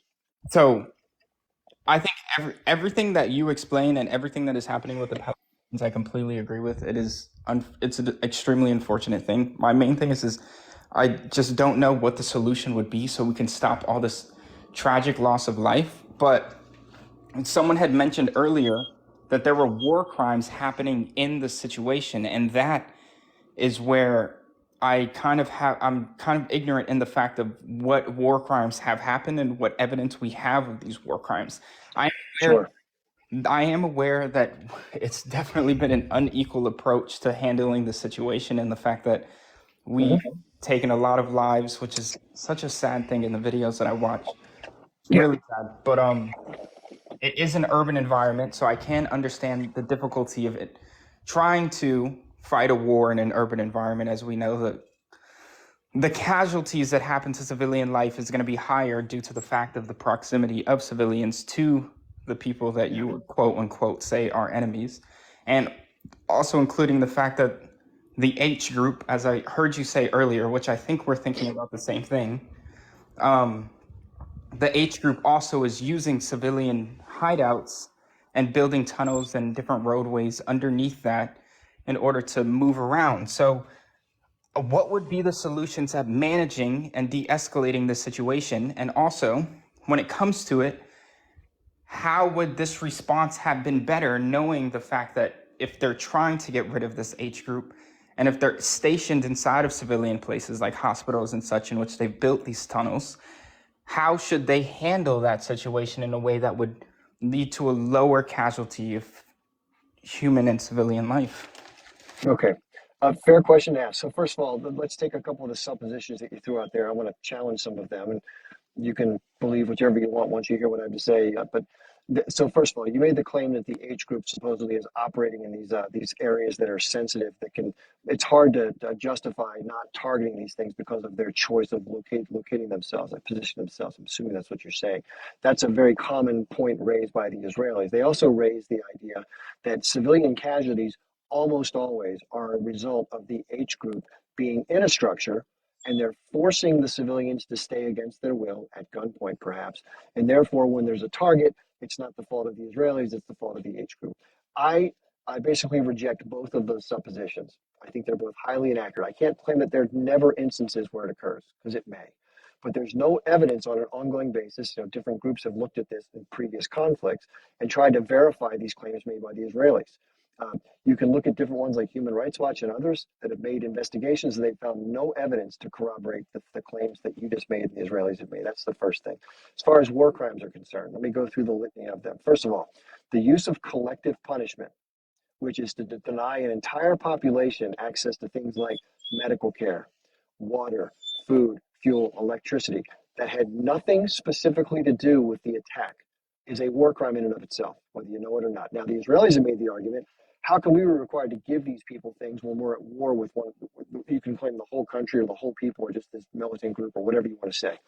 The point is, they're an occupying force and a blockading force. If the people in Gaza had their ability to get these things on their own, which they could do part of it at some point, they had water treatment plants, they had an airport, they had other means of providing themselves things, which the Israelis have destroyed over the years, making self-sufficiency impossible. Therefore, Israel controls like 98.5% of everything that goes in and out of Gaza, including building materials, supplies. When they make the claims that why can't these people, do the same thing that we're doing, we've made our country, because they're not allowed to.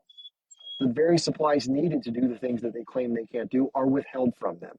Now, withholding things like water and food and electricity and fuel and medical supplies to a group of people that had nothing directly to do with the conflict, but you claim you want to withhold them because you're angry at what happened, that is a war crime under international law. There's no way around it. It's in writing. So they're just making a decision to completely ignore international law and do what the hell they want. Okay, there's a war crime. That's part of the case being brought against them by South Africa. In addition, and the President of the United States said this after a while, which I appreciate him doing, the indiscriminate bombing of civilians in civilian structures by leveling 20, 30, 50, 70 square blocks of houses with non-guided bombs over the course of 90 to 100 days is a war crime. It's targeting civilians. It's not trying to avoid them. There's no H group holding them there. If you're an H group member and you have a tunnel system, what in the hell would you be doing standing in a damn building? You'd have to be a damn fool knowing that there's these jets going by dropping shit 24/7.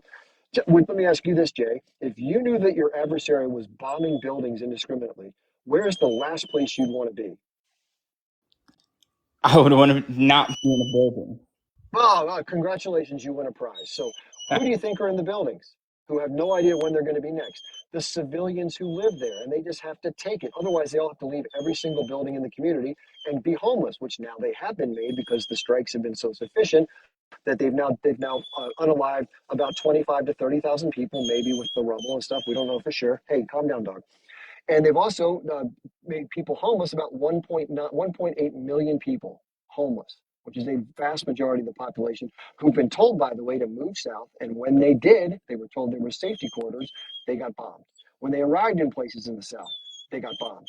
When there are hospitals that are desperately needed to be able to provide care to people, they're damaged or destroyed. And they claim that they're basically being operated as bases by the H group, which they're not, because we have myriad examples of when the Israelis are planting evidence, like weapons in an MRI room, or laptops that turn out to only have power plugs from Israeli electrical systems, or other evidence of documents being inserted into textbooks that claim they have violent natures, and all these other myriad examples of them lying through their teeth, where they try to assign blame to justify their behavior, and it turns out there is no justification for said behavior. So what else would you like me to share with you about that?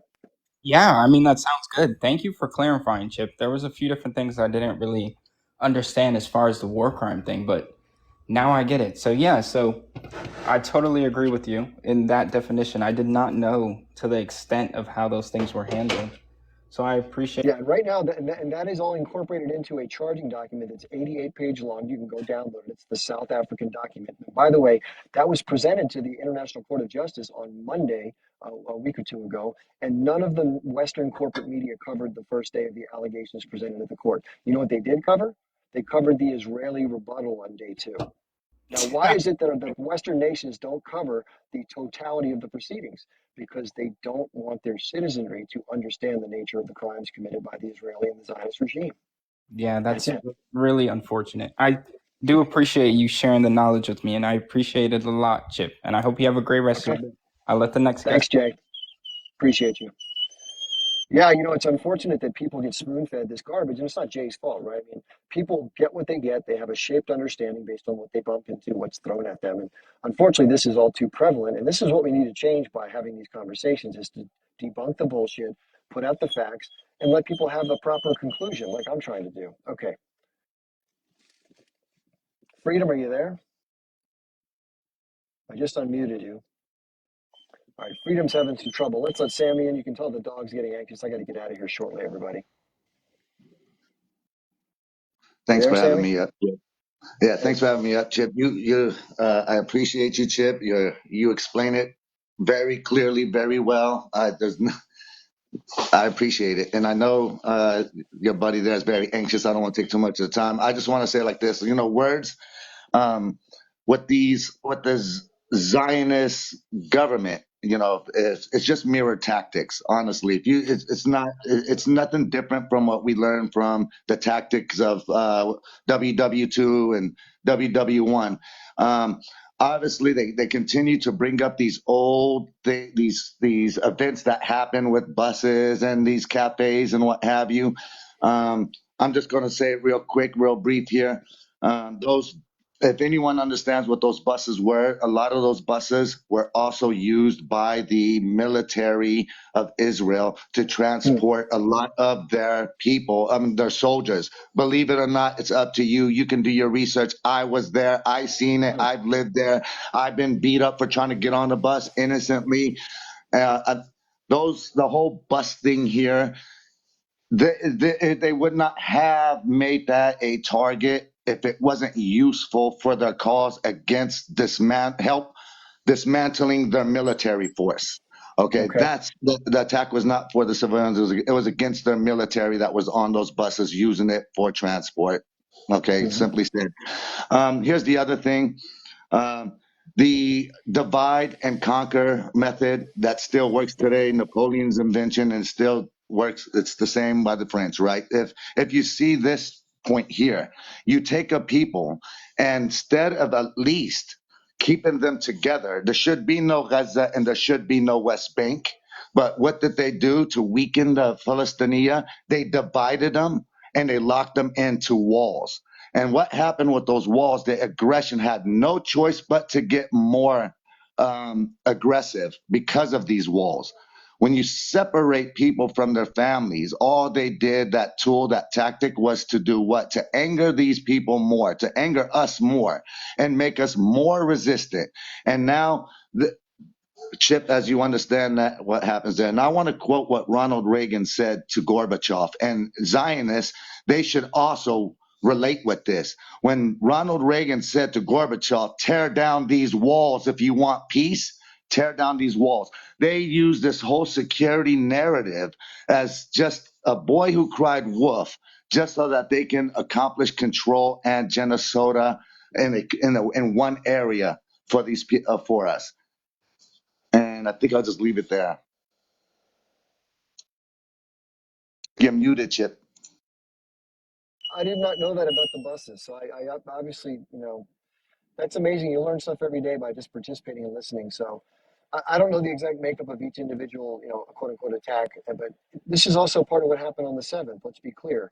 This has been misreported. They made it sound like initially 1,400 civilians had been brutalized, et cetera. Then it was 1,200. Then it was, well, we're not sure who was soldiers versus who was civilians versus who was ready reservists who may have been, of age to be soldiers. Then we have the fact that their military came in and used this Hannibal directive to get involved. And we're left with all these questions. We got all these 40 baby claims. We got the, SA claims. We got the burning claims without any direct evidence. So over the last 2 days, I've been given some links to check out, which I will. I'm not somebody who wants to shy away from looking at stuff, but all the evidence so far has been people talking, right? I can train somebody or hire somebody. I don't want to discount what they say. I don't know for sure, but you could just as easily train somebody to say something and then it's considered evidence. That's not evidence.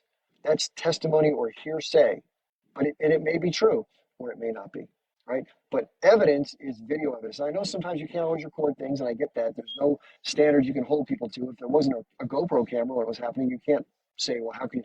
But I don't know. And by the way, there's been no reports in the Israeli system as far as the victims that have gone to doctors. There's no reports of that, no police reports, none of that stuff.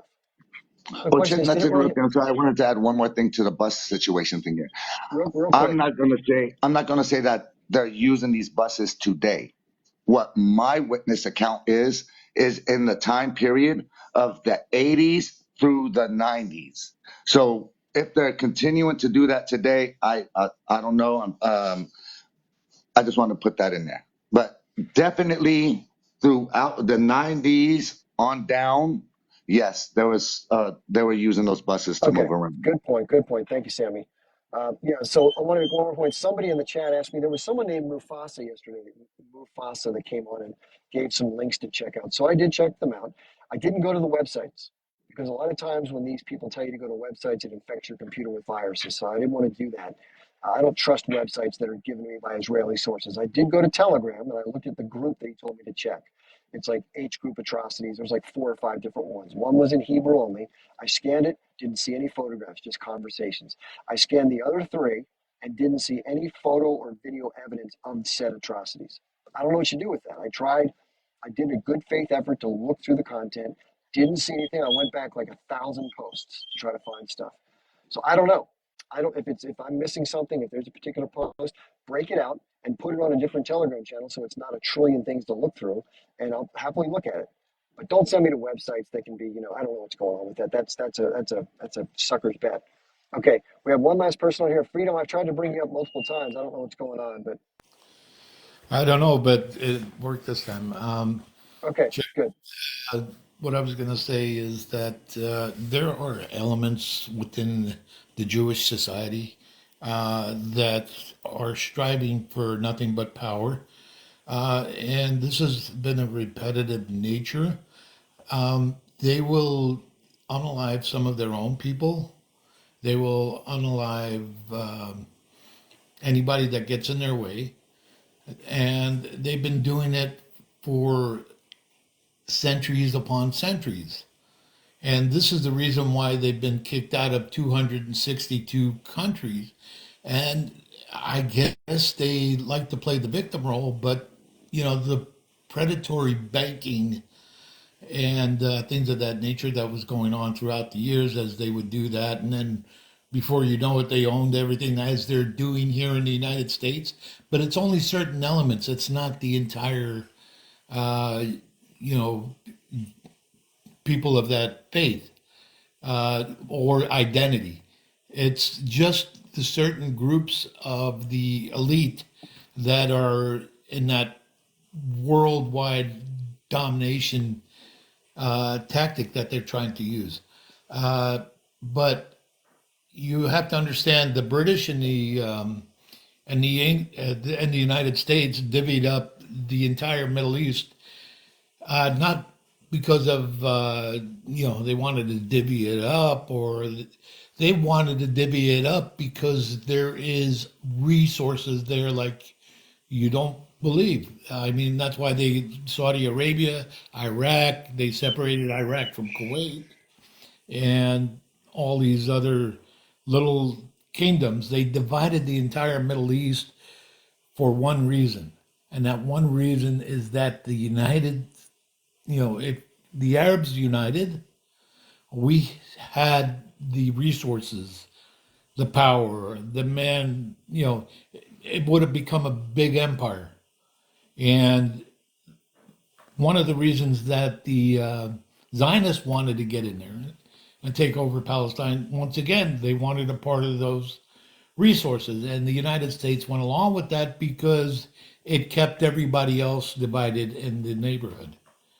And what's going on now is they're trying to push even further. They want to take on another empire that's trying to thrive on its own, and which would be Iran. And that's why you have the West playing, Iran playing, and all of this, and the Palestinians are stuck in the middle and being abused for this purpose. But not only that purpose, but you have the natural gas, the gold that's underneath Gaza, natural gas and oil, over $5 trillion worth. So this is what's behind it, and like I said, 262 countries. So something is wrong with that victimizer ideology. And I think a little bit of narcissism, because once you get away with something like a serial killer, you do it over and over and over and over until you get caught.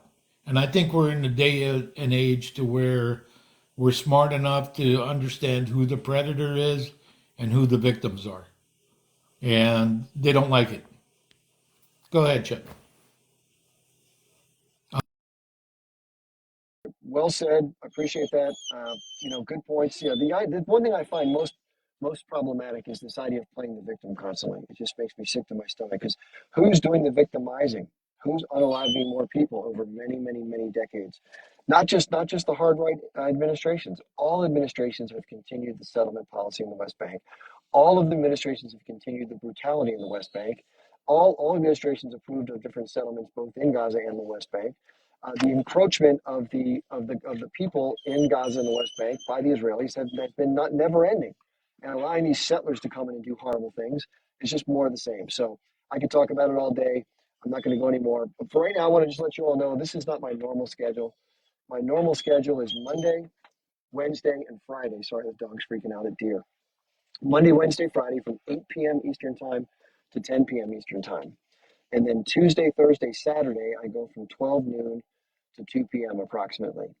And so just to let you know, this Wednesday, I have a very special guest. It's a candidate for U.S. Senate. She's running for the Senate seat in New York State. And the candidate that I'm supporting, her name is Diane Sare, S-A-R-E. So I hope you'll check out Diane. She's an amazing person. She's independently minded. She's against what we're seeing right now in Gaza, of course. She's against war. She's a peace advocate. I've been following her for a few years, and I've actually met her in person and spoken with her at some length to get an idea of what she's all about. There's a really good video if you want to see her talk on YouTube. If you type in Diane Sare and you scroll down maybe 6 or 7 videos, you'll see her wearing a red sweater, like a holiday sweater. Click on that video, and that'll give you a quick idea of what she's all about. Nothing of what she says in that video, I can tell you from my perspective, is inaccurate. You may hear some things you don't want to hear, but it's right on the button. So unfortunately, not everything the American empire does is flattering to learn about, but at least you know the truth, right? It'll set you free, but first it'll piss you off. I do want to let people know this is being recorded and it'll be uploaded after the fact to my YouTube and my Rumble channels. Rumble is just another version of YouTube by somebody else.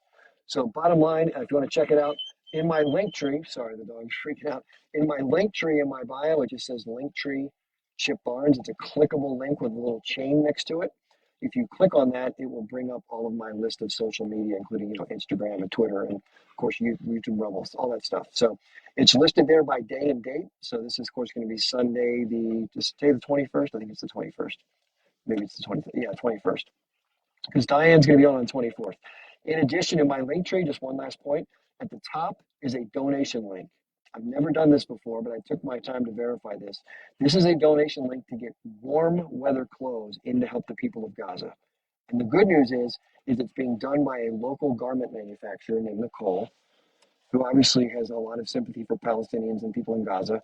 And so she's making these garments with no profit.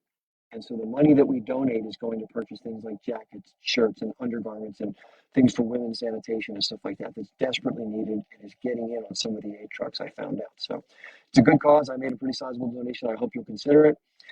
Lastly and finally, since I'm also a cause here. If you like what I do, if you enjoyed today's conversation, again, I do a lot of geopolitical analysis, a lot of which has to do with this situation, but I cover a lot of other stuff too. There are some Telegram groups in the middle of that same link tree that you can join. One's called Palestine in Focus, and another one's called Action for Change, which is with the number 4 in the middle. And that's talking about the broader issues, like how are we going to get change in the United States with all these political hurdles that are in our way, right? Keep voting Democrat or Republican or whomever, and all the same shit keeps happening, right? Most of it. So it talks about that. We're going to have to do some crazy stuff to get a better outcome, or the world's going to keep drifting in the wrong direction. That's what Diane Sayre's all about. She's trying to counteract the AIPAC money and the corporate money and all the bullshit we're seeing, right? So that's why I support people like Diane. We're going to have to start doing it one by one. There's no secret answer. It's going to be a tough slog. So I'll be back tomorrow night at 8 p.m. Eastern time. Thanks for being here, and thanks for those who are on the panel, including those who saw it differently. I like to talk to people and have a back and forth. And for those of you who got your questions, if I didn't answer your question, I wasn't ignoring you. I'll get you next time, I promise. And if I didn't get you as a guest, same thing. Thank you for those who moderated. I really appreciate it. I couldn't do it without the moderators. They do a great job. So thank you so much. And for those who already support me, who have donated, thank you so much. I really appreciate it. I look forward to seeing you all tomorrow night. Have a good night.